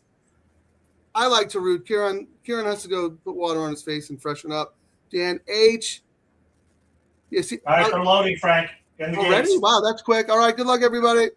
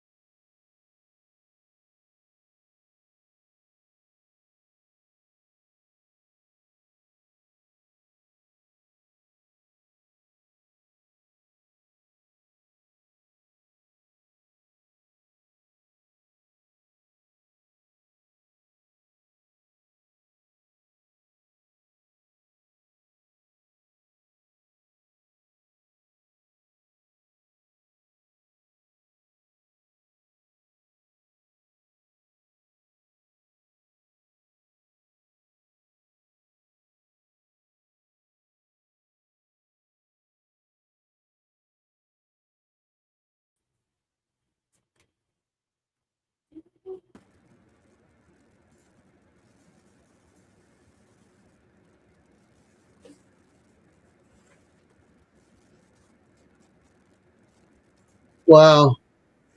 He's a Belmont. He's starting. He's going to start getting mounts, Frank. I'm telling you. Pratt 2.0. Phil's Yep. exercise guy. Good for him. I'm happy for him. Oh, we've mentioned it. You said someone told you he was Pratt 2.0. And Pratt's original agent, Derek Lawson. And then our great hop-in guest handicapper, Radar Rob, last year told me, because I always ask them, because a lot of times these guys will start, you'll see them at Los Al working horse, before they actually arrive on the scene. And I always make it a point to ask, Rob, who's the jockey to watch down there? And he had nothing but praise for that dude. Nothing but praise. Well, I hope, I don't know, I didn't really get to see a close look at the start, but maybe the starter held the 10 and it'll be declared a non-starter because the 10 was a million miles back for reasons unbeknownst to me. He's finishing now, Frank. Flying late for the Super. Here's the 10 right here. Hey, look, Frank's horse is catching an Uber. This is the funniest thing I've seen all day. Hey, to the races! He had nothing. Like, I looked at it, he was 20 plus lengths behind. Frank said he completed the Super, but he must have got nosed out and finished 5th. I don't know, but he was a million miles back, so. Yeah, I've got the thing on. I'll watch the race replay, but he looked like, I was like, is this going to be a deep closer? Because, wow. I mean, he does. To be fair, the horse is not really a good gate horse, so maybe he caused his own trouble, whatever, but anyway, it doesn't matter. The 9 was much the best. The only thing I think I'm alive on is my all, and it's probably not going to pay great to my 5 anyway. What do you have cooking? I just did my pivot with my backup tickets to 9 with the 7-4. 9. Now when we came in the double, 9 with the 7-4. Yeah, 9 to the 4 was paying $222, 9 to the 7, $289. So, actually, we're live now. So we've got Will Pays, Frank. That the favorite right now is the 2, Pioneer Print. Oh no, sorry, the 1, 128. Second choice is the 5, Tariff at 137. That's what I have. Then that's the double, 137. Yes, the 2 at 198. The 7 at 289, 6 at 369, and let's see on the pick 3. Pick 3, the 1 is favored at $1,000. $1,000. Yeesh. 2 at 1271. Oh, actually, no, I'm sorry. The 5 at 11.9. It's pretty much 1-5-2 across those 2 bets. Do we have a carryover in the pick 6? No carryover, I don't think.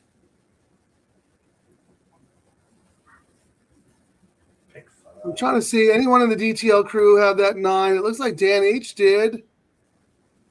And that was the thing I put up right before we left because I was going to say, even though Ciaran and I play for $3 or $5, you could play for $8. You don't have to stick to the $5 increments or the $3 increments. So he had the 1, 2 to the 4 for 8.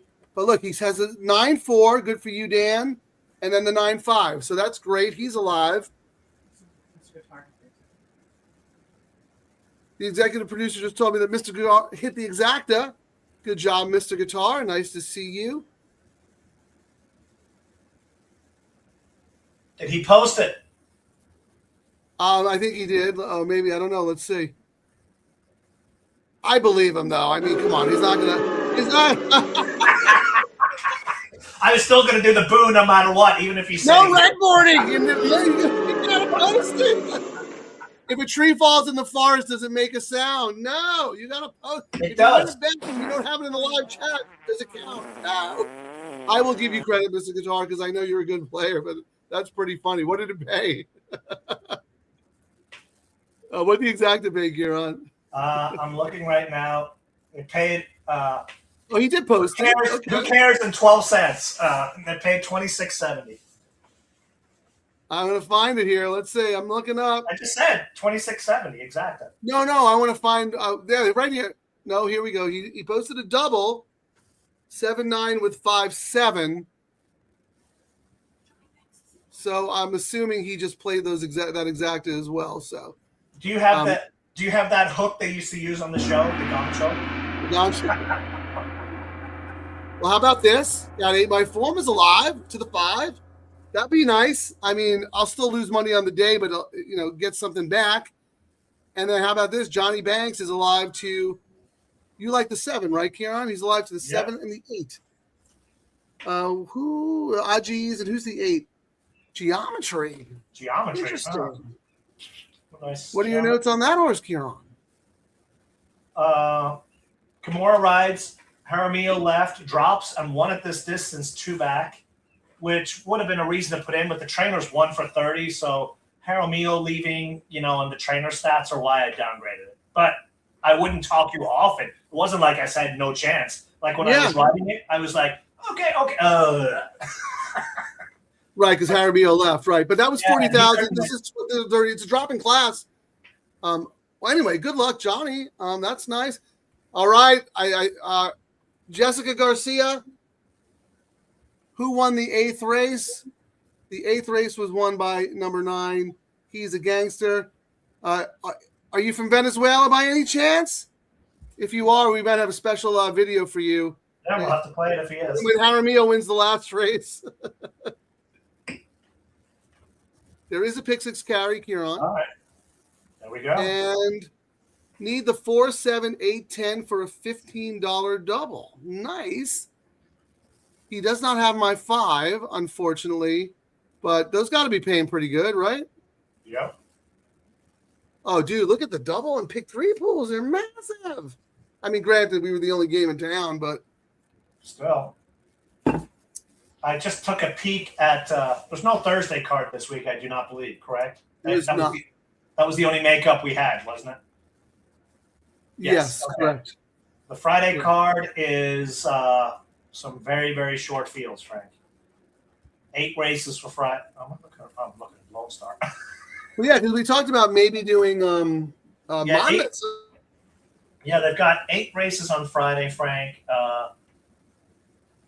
An 8-horse field with 4 on the AE list on turf, an 8-horse field, a 5-horse field, 8, 6. Let me see when the all turf starts. They're doing that early all turf as well, Frank.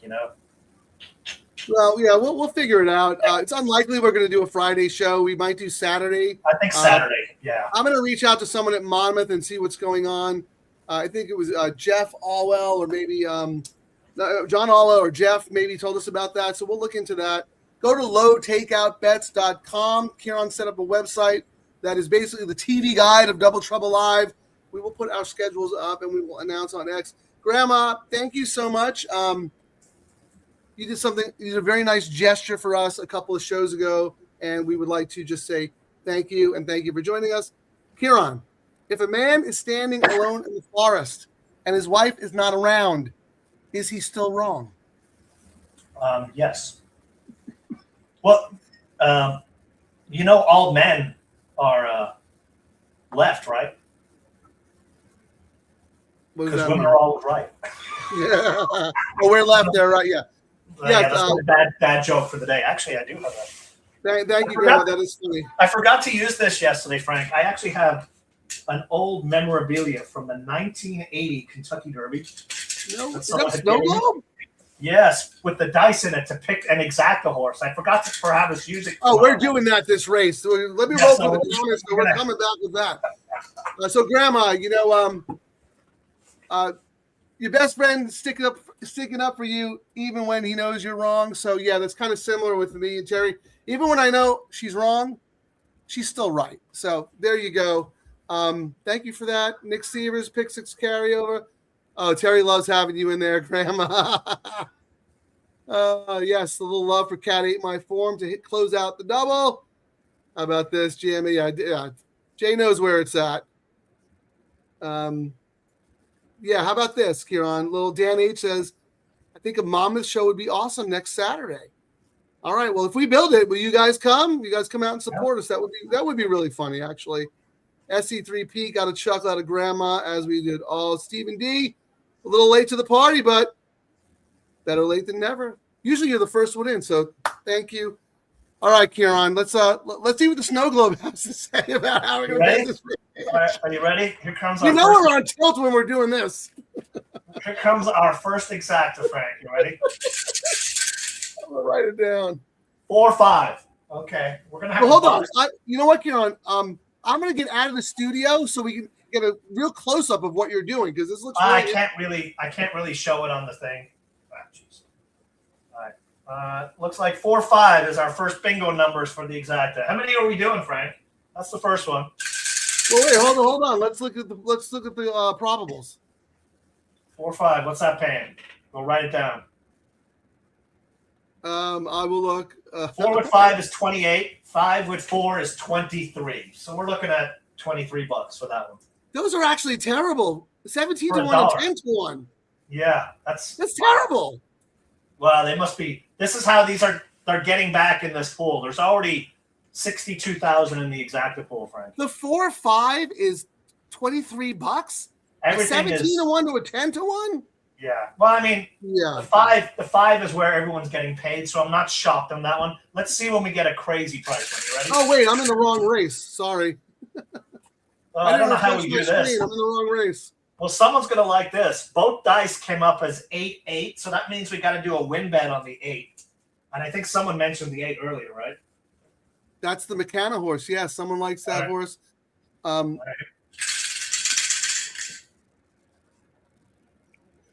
6-6. What's going on with this? It's trying to make us throw our money away on win bets, Frank. Yeah, Maybe please it's a do sign not do to this do at that. home. Huh? Please do not do this at home. These are trained professionals. We're not doing this. Oh, this is great. 8. How about this? 7. Let's get confirmation from Grandma, Ciaran. Magic 8 ball. That's And 8 again has come up. All right, this is the last one. 1-2. All right. How about we forget the exacta and we play a 1? All the numbers that came up: 1, 2, 4, 5, 6, 8. Superfecta box. All right. What's that? 1, 2. 10 cents, right? I'd rather do that than waste money on the exacta 1, because 2, 4, 5, 6, 8. 6, 7, 8. Oh wait, 6. Oh, so did 7 come up too? Yeah, 6, 7, 8. What is that? Hang on. Superfecta. 7 times 6 times 5 times 4. I don't know. It's probably, even for 10 cents, it's probably expensive. $800 million. Well, I would have been able to do it if it wasn't for Voldemort, who cost me like 50 G's yesterday, Frank. I'm still like, yeesh. Anyway. We're really not going to do that, but that was pretty fun anyway. But if Ciaran, drinks a little bit more in the interim, he might do it. But thank you for that. How about this? Now, see, this is a little more sensible. Money, respect, power, $10 exacta, 5-1. Is that cold, or are you going to box it? I'd love to know because we talk strategy on the show. Let's see. What is that paying, the 5-1? 5-1 exacta is 21. They're horrible. Anything with the 5 is getting destroyed in this pool, Frank. That's the CAW play. That is where their money is hidden every way to Sunday. The 5 is the horse that they want to win, which they need to get out because there's a carryover and that pick 5 they probably have to. So that's where they're trying to get their action but out. You know what though? Like in the pick 3, the 5 is not even the favorite. It's the 1, and then the 5, then the 2. And the double, the 1 is the favorite. So maybe they're not leveraged enough to the 5, so they're playing the 5 in exactas on top of everybody to get their money back that they missed in the. You know what I mean? Like they don't have enough money on the 5 in the multis. I guess is what I'm trying to say. I was even looking like doing 8-7 and 7-8 that are prices. They are destroying the exacta pools right now, Frank. I think I'd rather just do win bets than do the exacta. Yeah, we're not going to do an exacta. We will do win bet. That's a good point because we said we're going to do more. But money, respect, power, respect. He comes in here 5-1, ice cold. Dave Weaver would be very proud of you. I respect that. Let me see who the 1 is again. Like even my 4-7 is $39, and my 7-4 is 33. Like I was thinking I was going to come back, and do these, but no. they're swimming in this exact pool, and a lot of money's going to, if you're able to beat these lower, if it does come in with a crazy price, you're actually going to get paid more than what you should.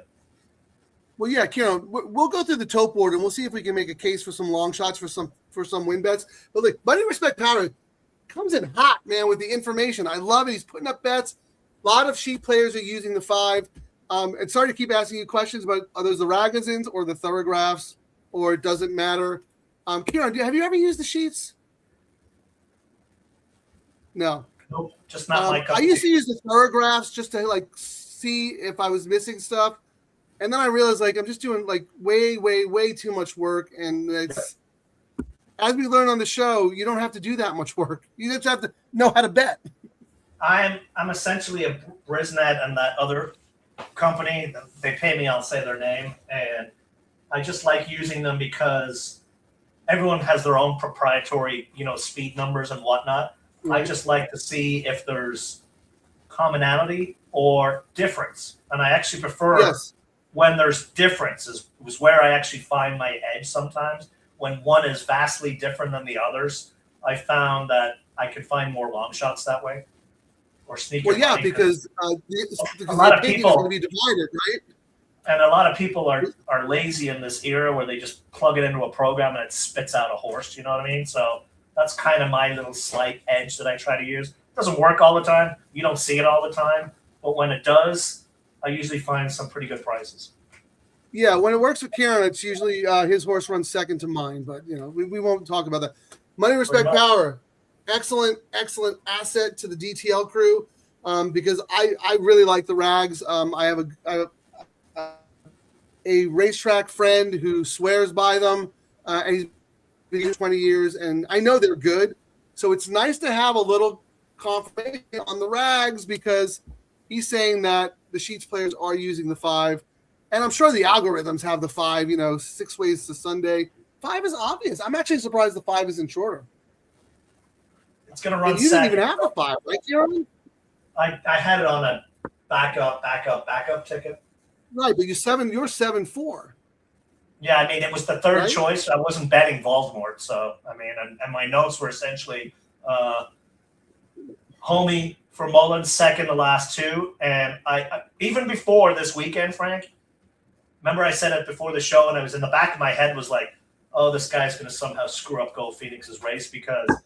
He has run second so much in the last couple of weeks, and for Mullins especially. Eventually he'll win. You realize you're setting yourself up for torture. He's going to win this race. Oh, probably. And then you're going to have to go 5 days with a bad taste in your mouth. Yeah, not really. The bad taste is already there, Frank. But let's say somebody else was on the horse. I would like you to assess the horse's chances on the horse's ability, not because you're mad at the jockey. Aside from absolutely nothing happening with that jockey yesterday, but this is probably the 5th or 6th race with this jockey and Mullins in the last 2 days where I've seen this same second by neck, second by 2, second by 1, and I used the horse, and yet again it was second or nowhere. Like they've not won yet, is what I'm saying. They just continue to have these horses. Has not been locked in. I mean, he's 25% right now, 4 for 16, but we saw he was not locked in during the Hollywood meet. Not as good as he is. I don't know. I try not to do too much of that stuff. But look, the horse ran second twice at 50 and 40. This is this is an easier level. I'm surprised this horse is not taking more money actually, because Mullins is winning everything, right? Mm-hmm. Lord Bullingdon is a giveaway. I mean, yeah, I have the horse. The horse could win, but I mean, you go from running in a grade 3 and for 80, and now it's 32. I don't know. Yeah. Oh, here. What are your thoughts on the one, Ciaran? I mean, I think that obviously the horse can win, but it's a giveaway. Yeah, I mean, Ricky from McCarthy, first time claiming trainers 24%. I mean, there's nothing negative about it, but there's nothing that made me go, I have to use this horse. Like, they all have kind of similar speed and profile and blah, blah, blah. It's like almost throw a dart. I will say the favorite, it's another one of these races. The favorite's 37%, but if it's not the favorite, chaos again, so it's either going to be the chalk or some crazy price.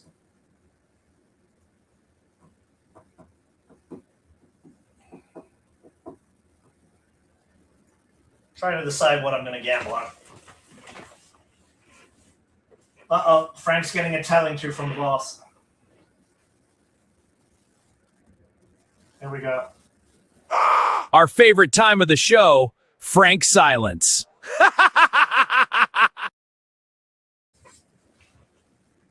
I think his tin can and a string have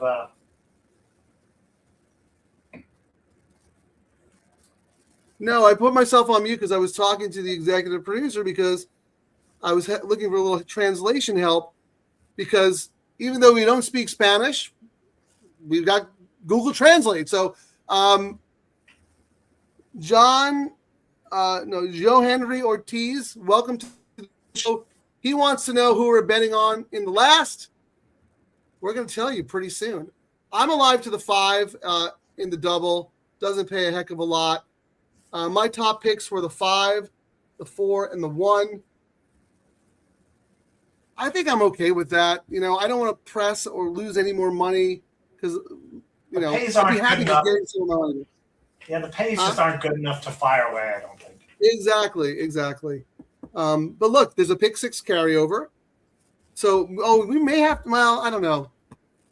I was going to say we may have to do a show, but we wouldn't do a whole pick 6 show. So I looked at that show, or I looked at the card, and it's a bunch of weak races on Friday, Frank. It's just short fields. Okay. It's like today, the all turf is early in the card type of thing. We can look at it and see. We might look and see, and we go, we don't want to do that Monmouth card as well. So who knows? We won't rule it out. Well, the Monmouth is Saturday. I think Monmouth starts Saturday. Yeah, Saturday. So we'll decide during the week and let you guys know. Just check it out. I'll change the website to say coming soon or something like that. Okay. So who are you giving out here for Mr. Ortiz? He wants to fire away with you, Ciaran. You want some trifecta probables or something? Yeah, sure. Let's do 7, 8, 4. Okay, hold on here. See, now we reverse roles, and I'm Ciaran's secretary. So 7 with 8 with 4. This is for $2, Ciaran, okay? 7 with 8 with 4 is $1,750. 1,700. $1,700 for a buck. I'll do that. All right, I'm going to do a $1. 7 with 8 with 4. I'm just going to do a $1 trifecta box. I'll type it in. Hold on. 4, 6, 7. Hold on. Let me type it in. Ciaran, $1 try. What is it? 4, 6, What's your 7, bet? 8. 4, 6, 7, 8. Try box. Oh, try box. Okay, try box. 4, 6, 7, 8. And what is that? That's 4 times 3, 12, 24? Yep, $24. Yep, 24. There you go, Mr. Ortiz, $24. And if it hits big.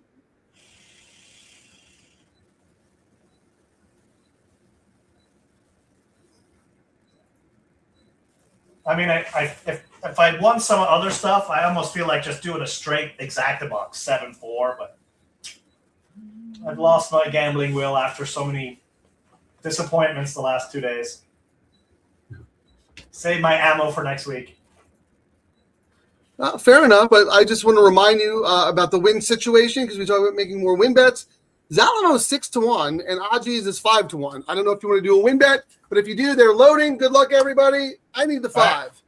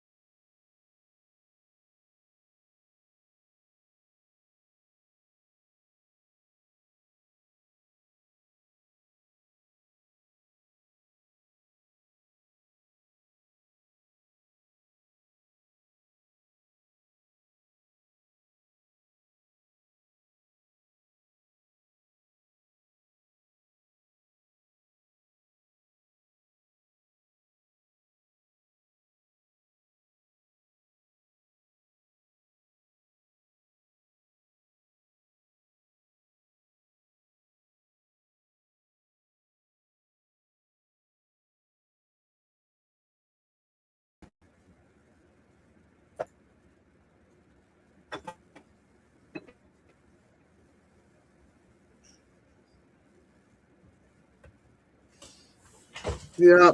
Single the Boom, wrong boom, boom. one. I went with the 5. Huh? I said boom, boom, boom. Second choice one.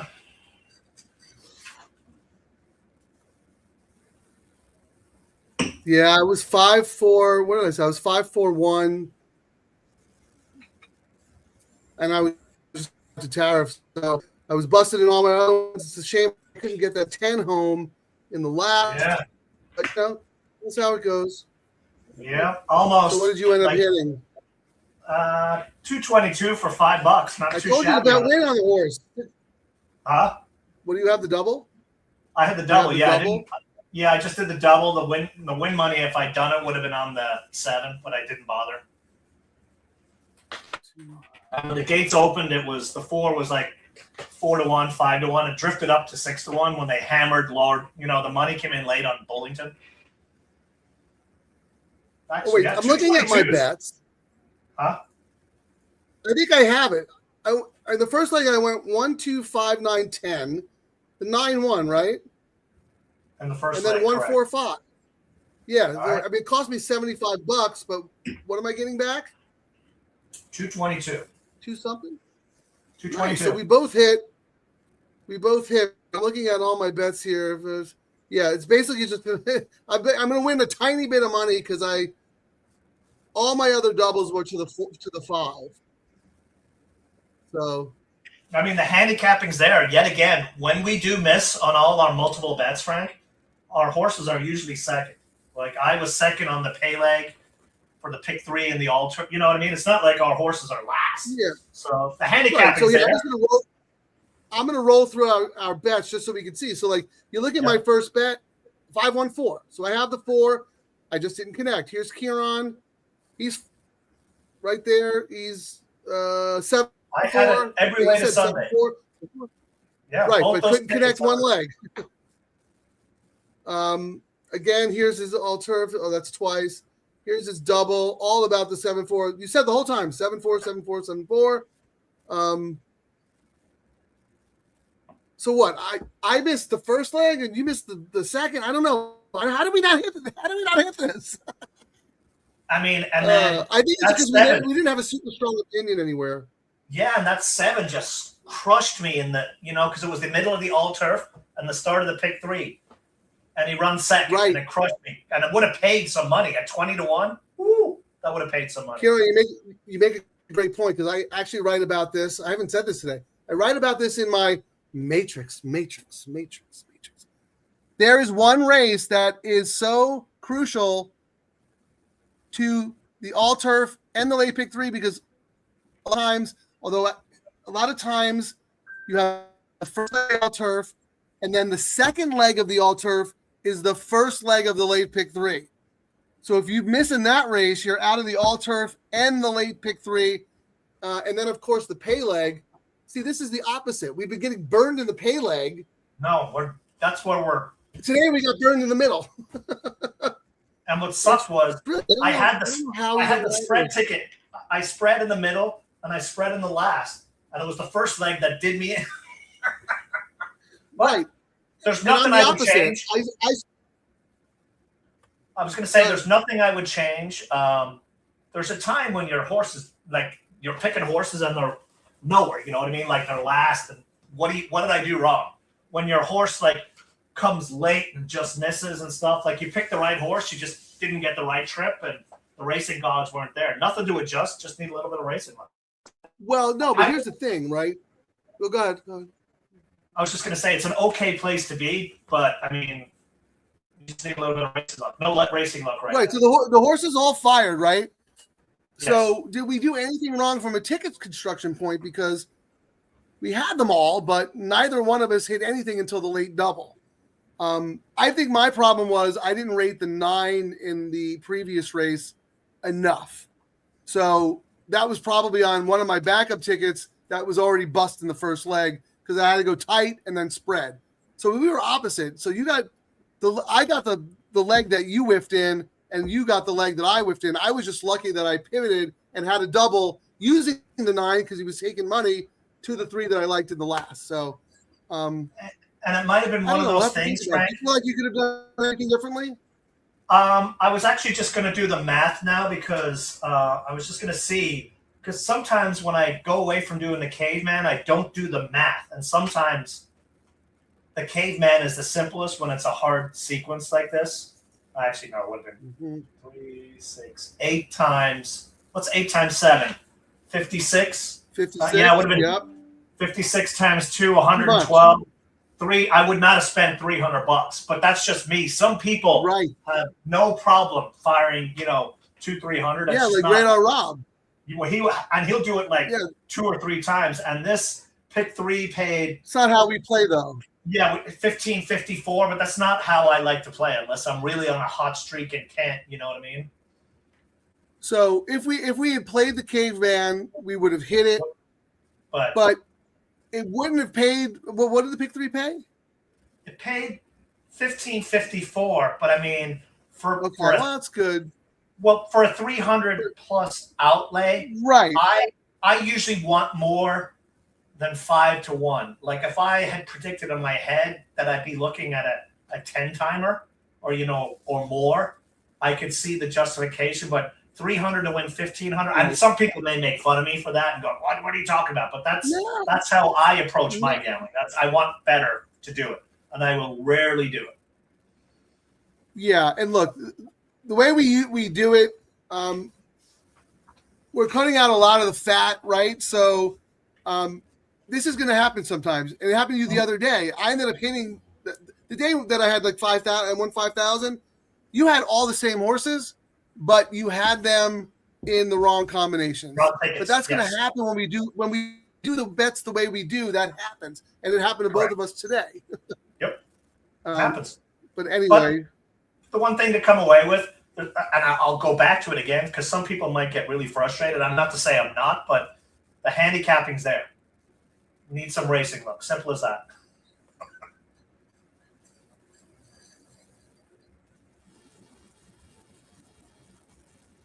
What do we have here in the comments?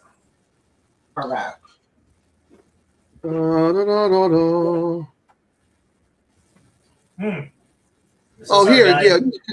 Oh, wait. I'm sorry. Put yours. I'm sorry. Put yours up first. Go ahead.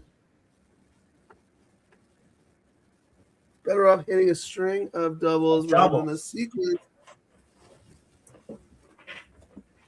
Well, yeah. I mean, welcome, Matt. I believe this is the Matt Miller, Brewers Cup betting challenge champion and one of the best tournament players ever. But yeah, Matt, you play a lot differently than we play. And Matt actually has a book you should read, Matt, and it's in print. Matt? Type what the name of your book is. I got it. Where is it? You have it on the desk, don't you? I did. I don't know where it went. Terry, where's the book? It's under his table, Matt. Just so you know, he's got it propping up his It must be table. by my bedside. I must be reading it. Oh, there we go. All right. No, that's weird. It's usually like right here. I can't, but I have this. That's Matt's book, and it's actually in print, unlike Frank's from 1980. A better way of thinking. A better way of betting. Right there. Executive producer. Oh. No, it's not. I think someone stole it. Someone came over and stole it. But anyway, Matt, can you? No, a better way of betting. I know I said taking. Matt, I would rather you explain what you're talking about, audience, because I don't want to misrepresent your strategy. We've been doing this for a long time, and we do like to play the all turf, the late pick 3, and the double together as a whole sequence. But we would love to hear your strategy because you're one of the best at what you do. So if you can, I mean, I can even send you a link and you can come on if you want. And our thing is too, Frank, we would love if Santa Anita would give us a connector double between the all turf, and I think it would be another thing that would blow their pools up. And I hope Del Mar does something like that where they connect the bets and give us like a low takeout double between the sequences. I think they could just continue to roll those low takeouts. The low takeout is fantastic. Yeah, Matt, if you want to hop on, text me. If not, don't worry about it. We can have you on another time. But look, this is a learning process for all of us. Ciaran and I always say that the second we walk into the racetrack and we think we know everything and have the perfect strategy, I feel like I would be doomed. But I know your strategy works. It is a better way of thinking, but it's also a better way of betting. But while we sort that out, how about this? Sometimes, why does the assistant hold the horse? Oh man, I have no idea. I'm from New York City. I used to the only horses I saw were the handsome calves in Central Park. And I grew up in Ireland and Europe, where they just say kind of line up and away you go with a string. Yeah. But here, every horse has to have a horse next to it. I don't know. Yeah, I don't know about the tail thing. I'm really not sure. But we can ask somebody and see if we have an answer. So is it official yet? What's going on here? Frank. We can do our win parlays. Oh, I already did it. $5 win parlay, and it was kind of. No, not the 5. The 4 won the last race. Just FYI, 4. Yeah, but the 9, I was looking at the price. It's 5-1, 9-2. It wasn't like a crazy price. So the $5 win parlay, Frank, $198.80, and we got paid $222. So we got paid $25 more. What the takeout 15% on a day when the big money guys were hammering across the board to cover themselves. Yeah, we saw some really weird betting things, and I think a big part of it was because they got knocked out. They weren't alive to the pick 6 at all, right? There was nothing. No, which is no combination. People don't realize how weird that was. Like usually they would have that on some sort of ticket. They did not have that. That Paula doing it again. That Capestrel horse screwed them up big today, Frank. That was early in the card, and there was another price horse that came in too. That paid $222, right? So okay, not bad. I grinded out a small profit thanks to the show, because I didn't have that in my early sequences, early bets. And I think if I did my math, I only slightly lost a little, but I ended up pivoting and using my other horses that I had on the spread ticket that I got knocked out on, and I just spent $20 and $220, so that covered at least some of the bets. I'm doing the $3 win parlay now for us, Frank. My AI is working correctly, it seems. Oh, geez, that's nice.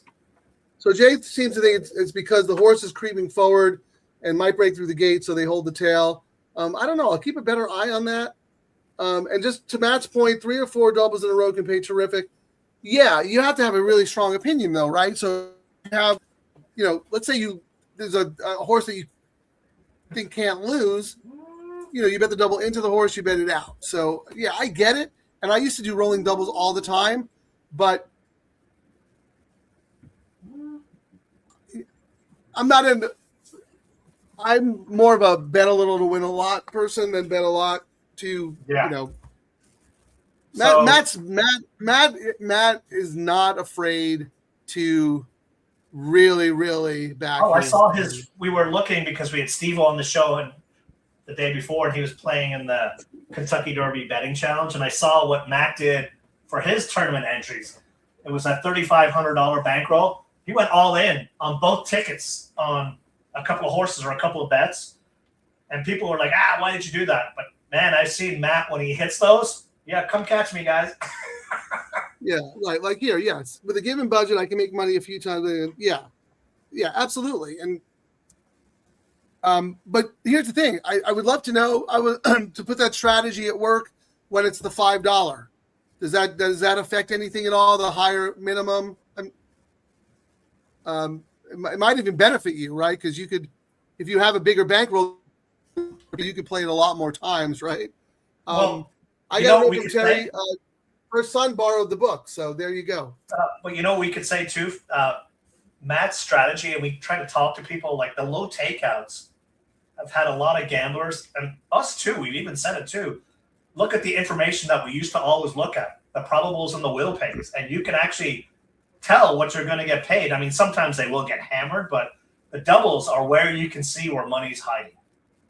So, if I was only doing a sequence like Matt said, rolling doubles would be what I would do, not pick threes. You can't see what's going on with pick threes by itself. Yes. because we don't have access to that. Matt just asked for the link, so I'm going to send it to him while Ciaran's doing that. And I've got You're not going to stay on for very long, but Matt, if you want to come on for like 5 minutes, introduce yourself, and and the talk win about parlay, your Frank. Yeah, I finished it for the pick 3. We've not seen this before. It's low. Pick 3 paid $15.54. The win parlay paid $15.83. But that was a consequence of them hammering every combination under the sun. I think. I think it's been a while. Yeah, because of the pick 6. Yes, right. They were knocked out of the pick 6, so they had to make up their money.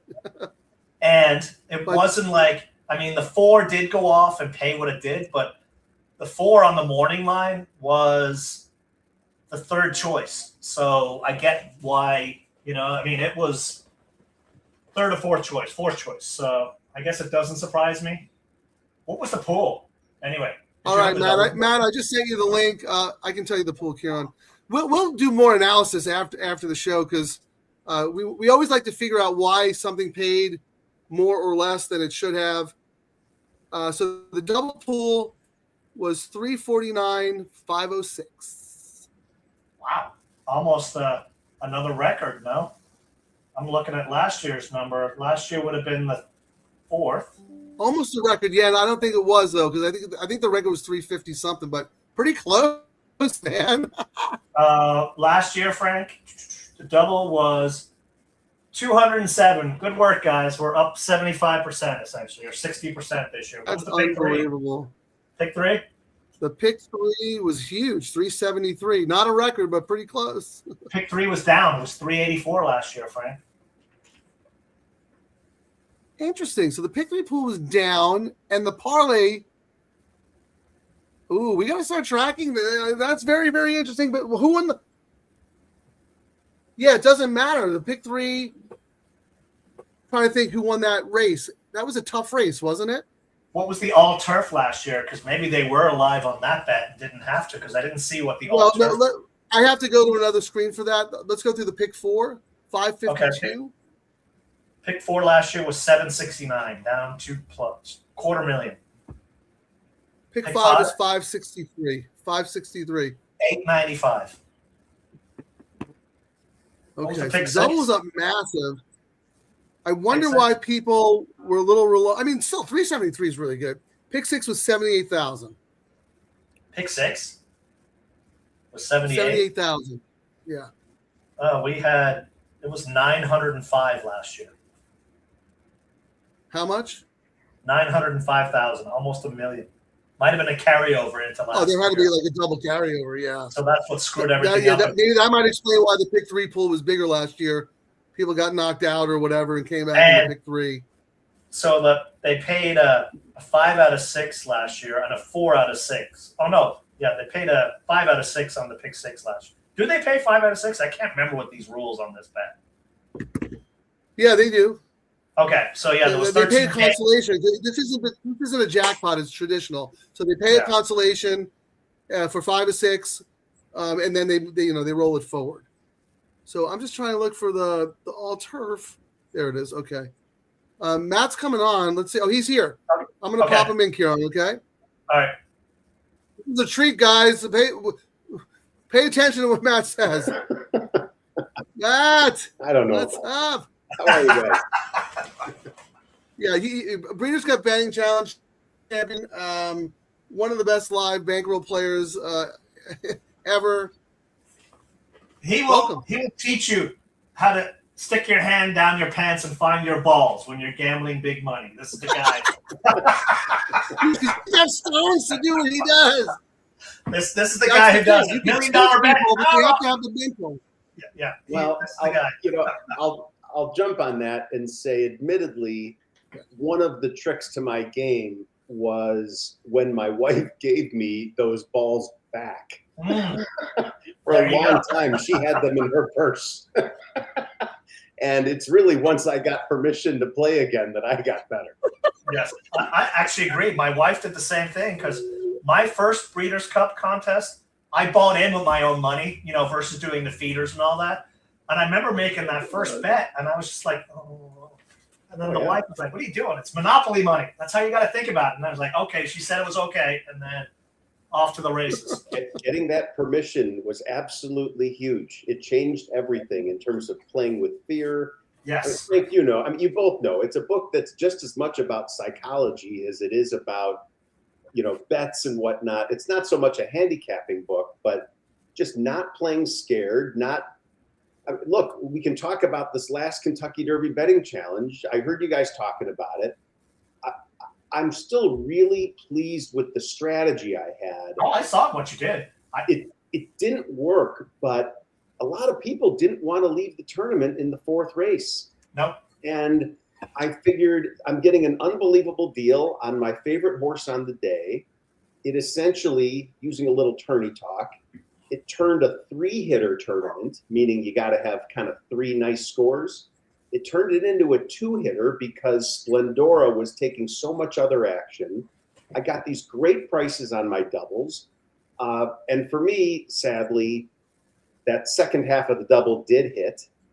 And my next part of my plan was an all-in push on rhetorical because I wanted to avoid the Derby. So Ways and Means really, really it really kicked me in those nuts pretty hard, if I'm being honest. I mean, if I was playing a tournament yesterday, I would have gotten screwed because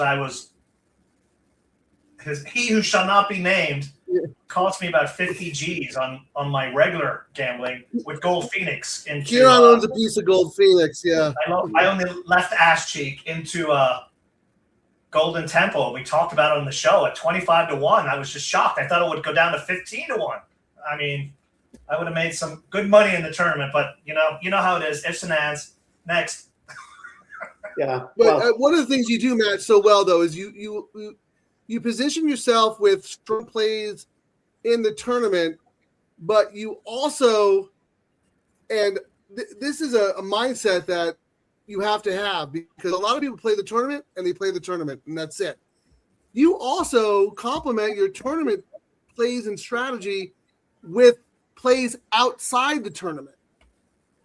Yes, and I don't like to call it hedging because it's more, I'd rather call it complementary play. So the exact example from yesterday, yeah, it sounds crazy. Okay, I'm going to hit, I pushed on two entries. Either one would have gotten up to about $18,000. Right, I'm already talking like that's normal. It's not. I don't play those kind of dollars every day. But once you're in the tournament, the units are what the units are, and just play them out. And if I had gotten up to that 18 grand, yeah, I sound like a big shot. I would have shoved on rhetorical. I also would have had some cash backups in the rhetorical race. My memory does a very good favor for me by allowing me to forget things very quickly. I can't even remember who the hell else was in that race, but there was one horse that scared me quite a bit, and I would have betted on the side. And I frankly would have betted a little extra, knowing that if my main pick wins, I'm getting all this extra bonus money in the form of prize money and whatnot. So that enables me with my cash betting to a little bit take that prize money into account as I'm calibrating the amounts that I'm playing. So it's a good example. It didn't happen, but if I had pushed with rhetorical, I know I would have in that example had a few thousand at least on that other thread I was afraid of. So you're right. I'm not some sort of crazy, just Godzilla player that, runs around all in everything. No, I look at races like everybody else, but in tournaments, you can't always afford to spread. And if you're taking a 5-2 or a 2-1 shot, you probably can't afford to do much else. But so would it be fair to say that in tournaments and also in your real life play, you're almost strictly a win better and a double better? You don't mess around with exactas or anything like that? It's funny with Twin Spires, you can look back and see someone's plays. And I am now constantly getting made fun of for when I make exacta or trifecta bets. People just don't think I know how to do that. And it's well, do you? I don't know. It's not my preferred style, but when you get one of these 5-horse races with a 1-2 shot and a 2-1 shot, and you're absolutely positive this is the most certain thing on the day that's going to happen, yeah, I'll probably do straight tries with my 2 tournament entries. Okay. And probably play the 3rd or 4th combo on the side. Right? These are not things I do with my normal daily play, but in a tournament, it's perfect. You just got a straight try all in, and there you go. And then I get made fun of for betting the try. And no, I bet the tournament the best way I could. I'd love to know who makes fun of you, because when I see so many times you kind of got to use the try, because the guys who end up catching you do a crazy try with like all sorts of bombs. And I mean, the amount of times I've lost a tournament because someone did a try and the favorite lost a photo, it's like, yeah. I gotta say, knock on wood, I don't get snapped a lot. It doesn't. Yeah. Well, because you create a lead that's so it's insurmountable. Yeah, and it's also a function a little bit of where I play and how I play. A lot of the tournaments I do, the top prize is the same for the top 3 or 4 people. And so there's a lot of game theory to where you position yourself on the board. If you have a name that's a little spooky to people, and if you have a balance that's a little spooky to people, they may just not mess with you, and they may go for other people. It's tough to know, but in general, you know, when I lose, it tends to be a function of me beating myself, not someone beating me. You know, and it's interesting in the KDBC yesterday. No matter what I would have done, that would have been someone beating me. That was just a higher total than I would have gone for.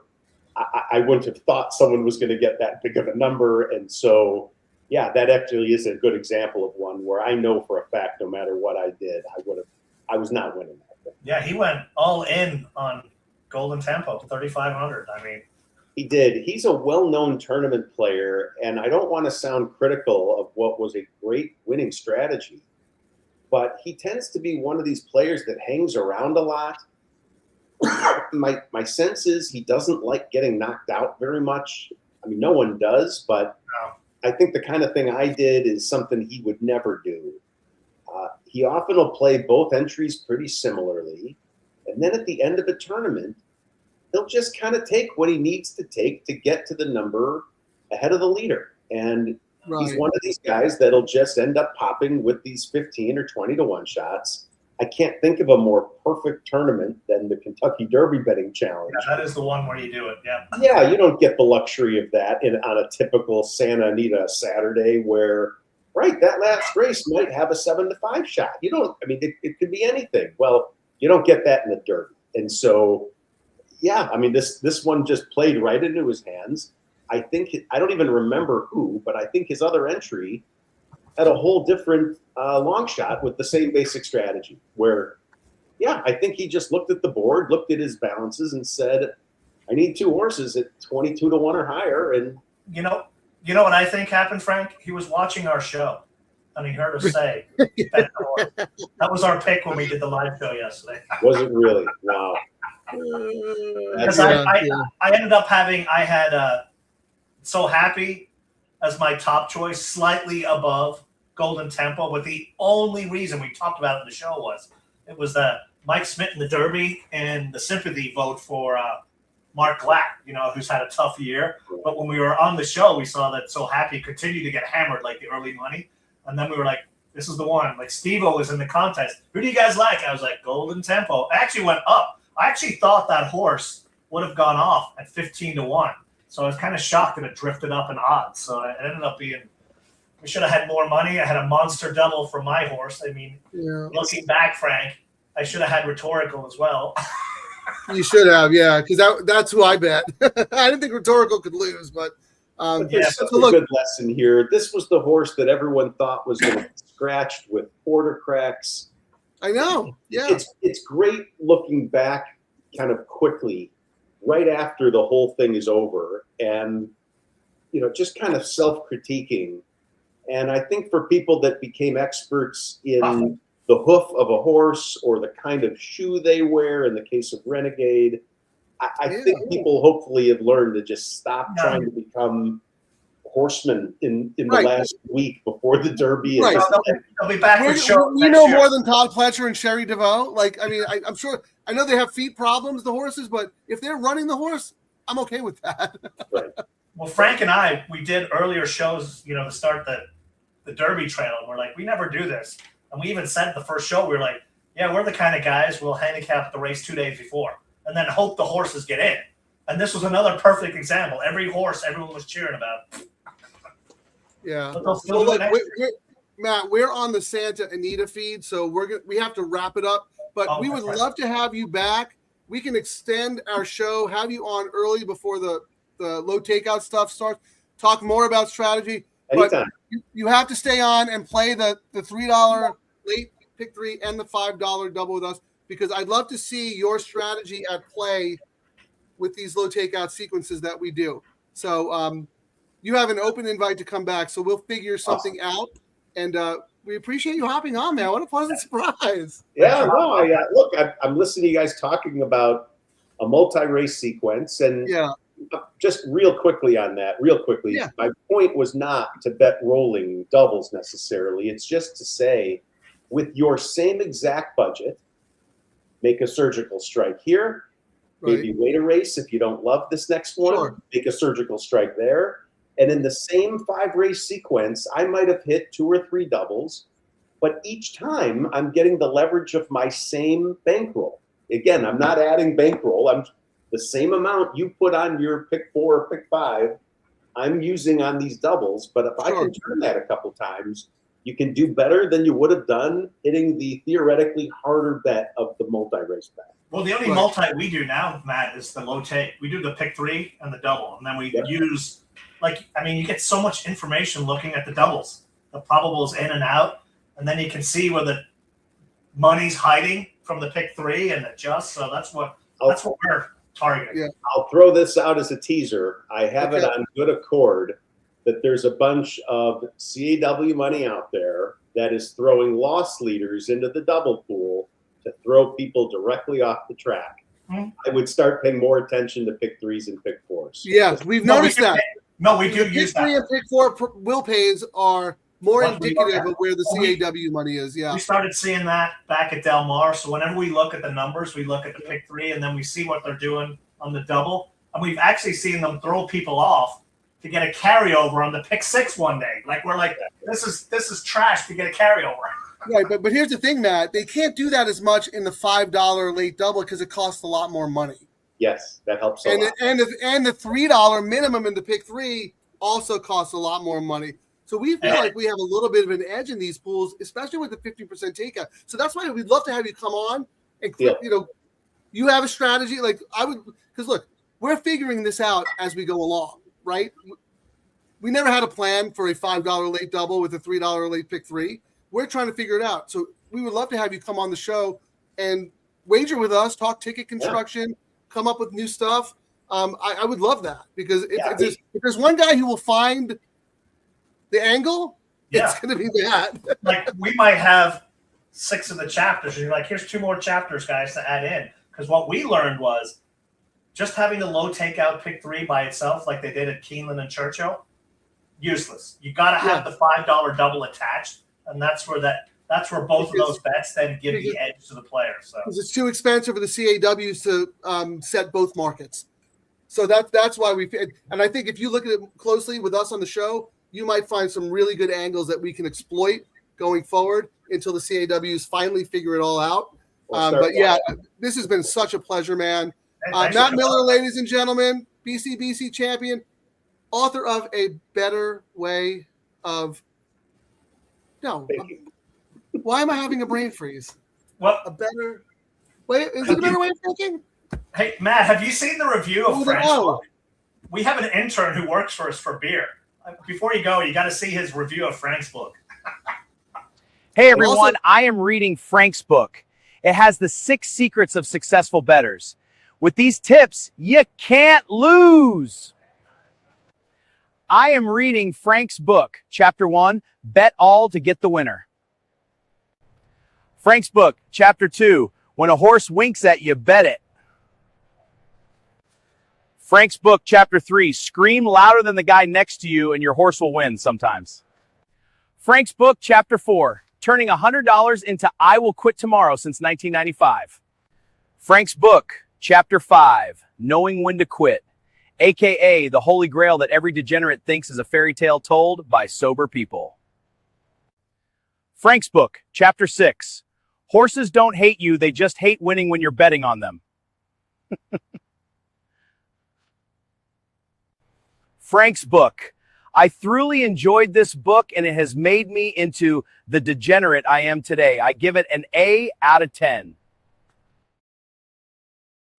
Oh my, that's fantastic. Yeah, We'll have to have him review your book next. So this is I'm coming from a scared. guy who's admitted twice on air now that he doesn't read books. So that's why he needed a children's edition. I do have a beer, handmade beer book. I have read your book, Frank, and you know I don't read books. You just write good, but it's not my book. It's me and Pete. And I all know. the I children, yeah. actually have it. I've actually read that one. It's crazy. You can count on less than 10 fingers how many books I've read as an adult. You and Pete, or some combination thereof, or Craig Maloney, I think made up 5 or 6. Mike Maloney. Yeah, Mike.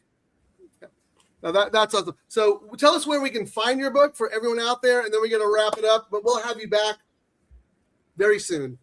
Well, you've got it right there on the screen. A Better Way of Thinking. Just take away the spaces. abetterwayofthinking.com. You'll get pointed to the publisher. You can find it on audiobook. I actually recorded it myself.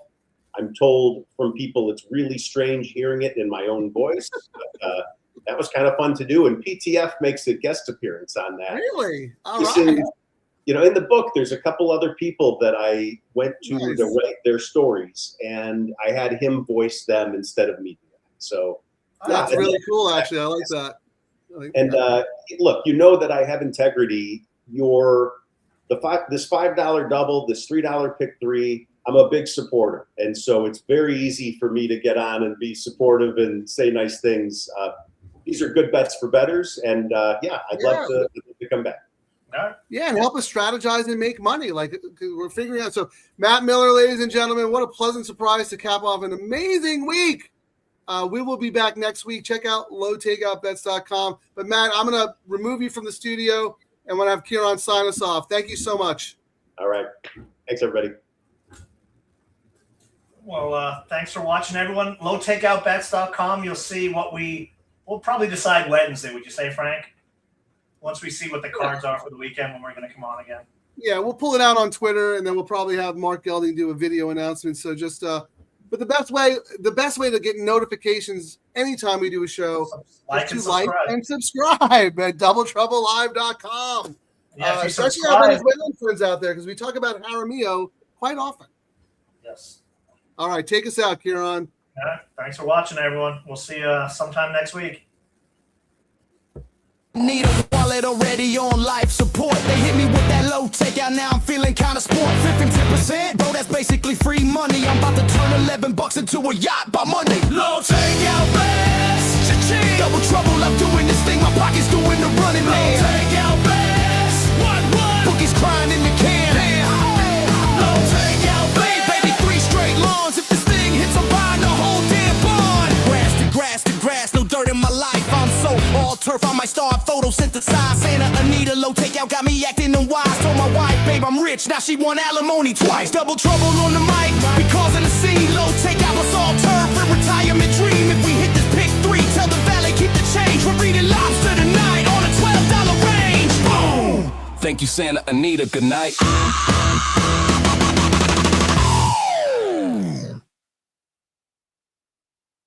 Thanks for watching, everyone. Remember to like and subscribe to Double Trouble Live on YouTube. Get out, get up, get paid.